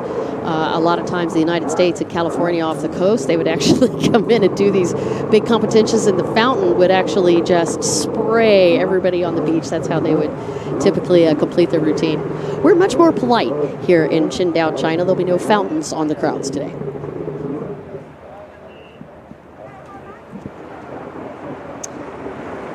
Up next, a gentleman that is not afraid of a little color. His nickname is the Wolf. He is all the way hails from Italy and one of the more fun competitors on the tour. I don't think I've ever seen this guy without a big grin on his face. It is the one and only Roberto Mariani. Now, Roberto Mariani actually on the point standing, currently in second with 88 points on the board.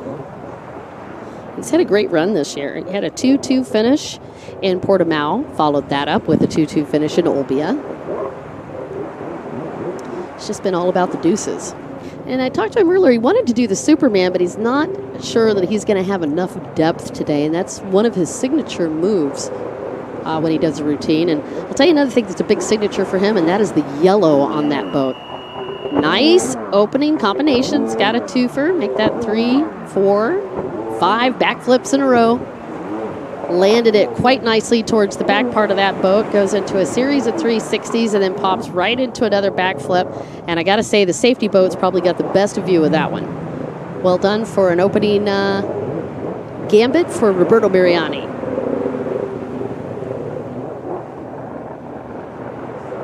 He was the king of Dija.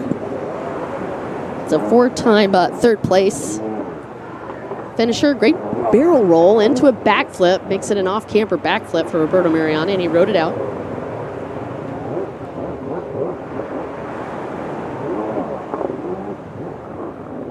Here's that cool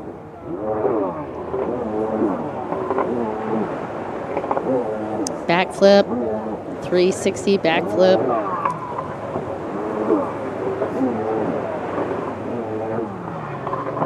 Shout out for Adnan Jr. Yassini for joining us, and Miguel Souza. Big hug from the Azores and the Portugal team, and Gonzalo Rodriguez. Big hugs to you too.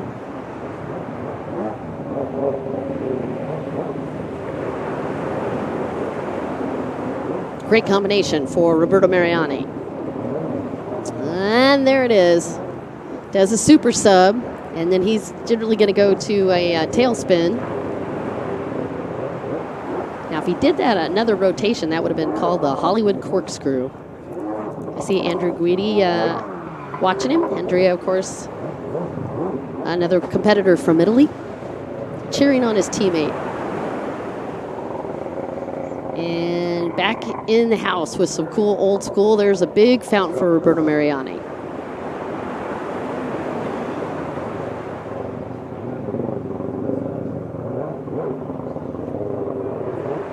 In 2016, he was 4th. In 2013, he was 9th. In 2012, he was 5th. He's a 3-time Italian champion. Currently in second.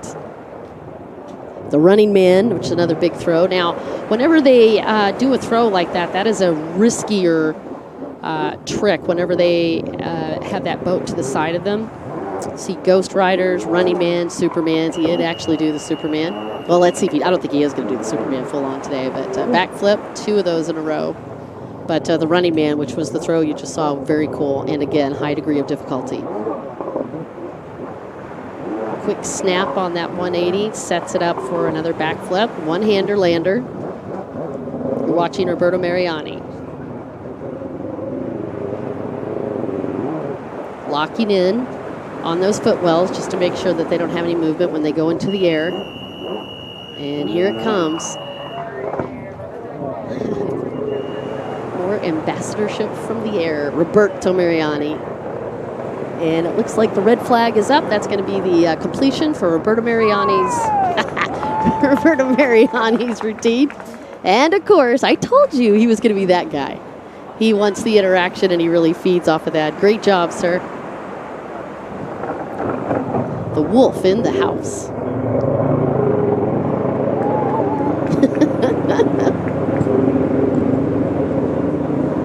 All of this brought to you by our wonderful sponsor and the gentleman that is, the company that is actually presenting the Grand Prix of Qingdao, China. Special thanks again to Haier Grand Prix of Qingdao, China welcomes your defending world champion and your current points leader. He rides for Team Abu Dhabi, and he is spectacular in the air. Put your hands together for Rashid Al-Mullah, who is going to be coming up next. And get ready for one of the biggest combinations that we see on the tour. Rashid hails from the UAE, 32 years old, and he currently lives in Dubai. He has a Team Extreme bike and engine.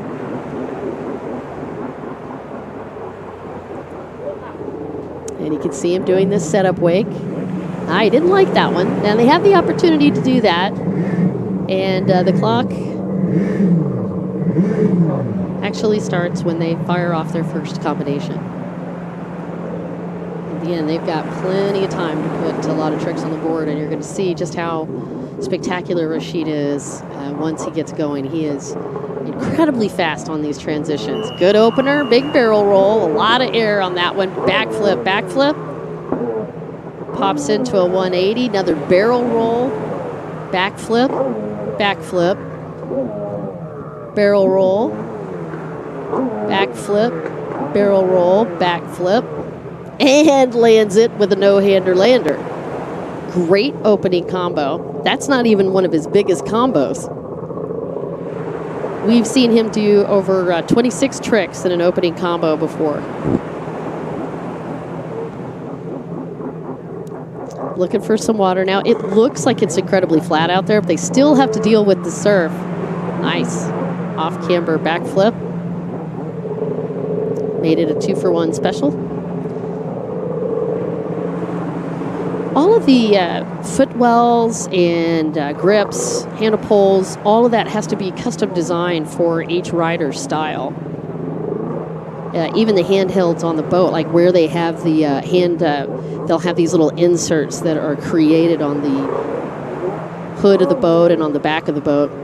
And it helps these freestylers do a lot of these different tricks or unique tricks. All of them want to come up with their own style, and they're quite artists, quite big artists. Nice backflip, one-hander lander for Rashid Al-Mullah. And Rashid, of course, no exception to the rule. And a lot of these guys also put a ton of extra padding at the bottom of these boats where their feet are. And the reason for that is when they go into the air and launch off of some of these big waves, they need to have that extra cushion. All right, a 361 footer. Then he did a hood kick, a 1-footer backflip. And he landed that just towards the back 3/4 part of the boat so that it's as soft as landing as possible for the competitor. He just keeps his eye out. Now he's a little quieter today. His big show is going to be tomorrow, and he's going to unleash the beast, I think. Roberto will as well. Came right off of the lip of that for a 540 into a backflip, does another backflip, and another into the barrel roll. Sometimes goes into a reverse barrel roll. That looked like an off-camera backflip as an alternative. And you can see Sergey looking on.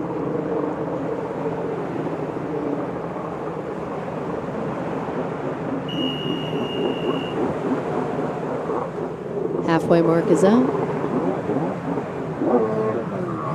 Actually, last 15 seconds. 2 backflips in a row.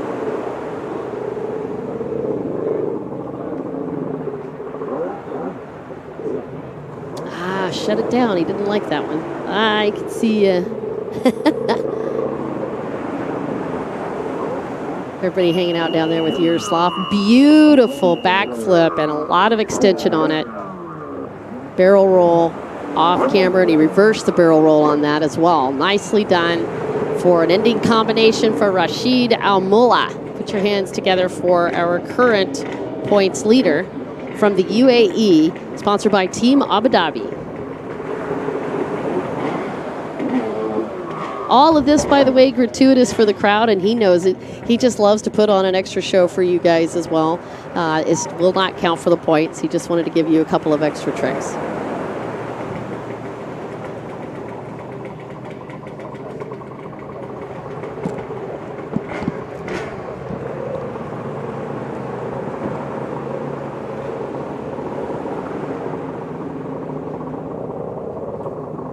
So coming into this competition, he had a clean 100 points.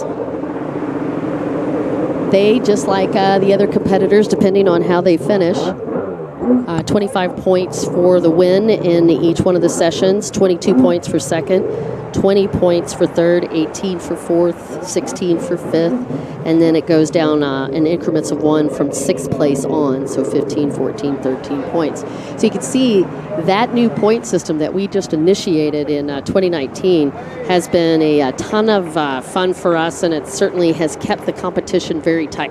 So right now, where we're looking with the points is 100 for him. He's going to be looking to see where he finishes up. Roberto came into this with 88.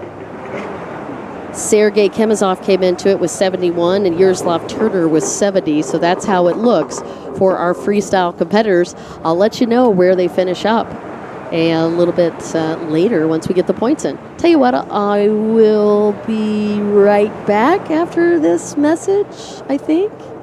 Not yet. Actually, we're just completing. I think what they're trying to tell me, they're giving me a lot of hand gestures over there. So I think what they're saying is this is the end of the road for us. All right, you guys, I want to thank you so much for joining us today for the Higher Grand Prix of Qingdao. I'll see you again tomorrow afternoon as we get ready to roll out all the finals. It's been great to hang with you. We'll see you tomorrow.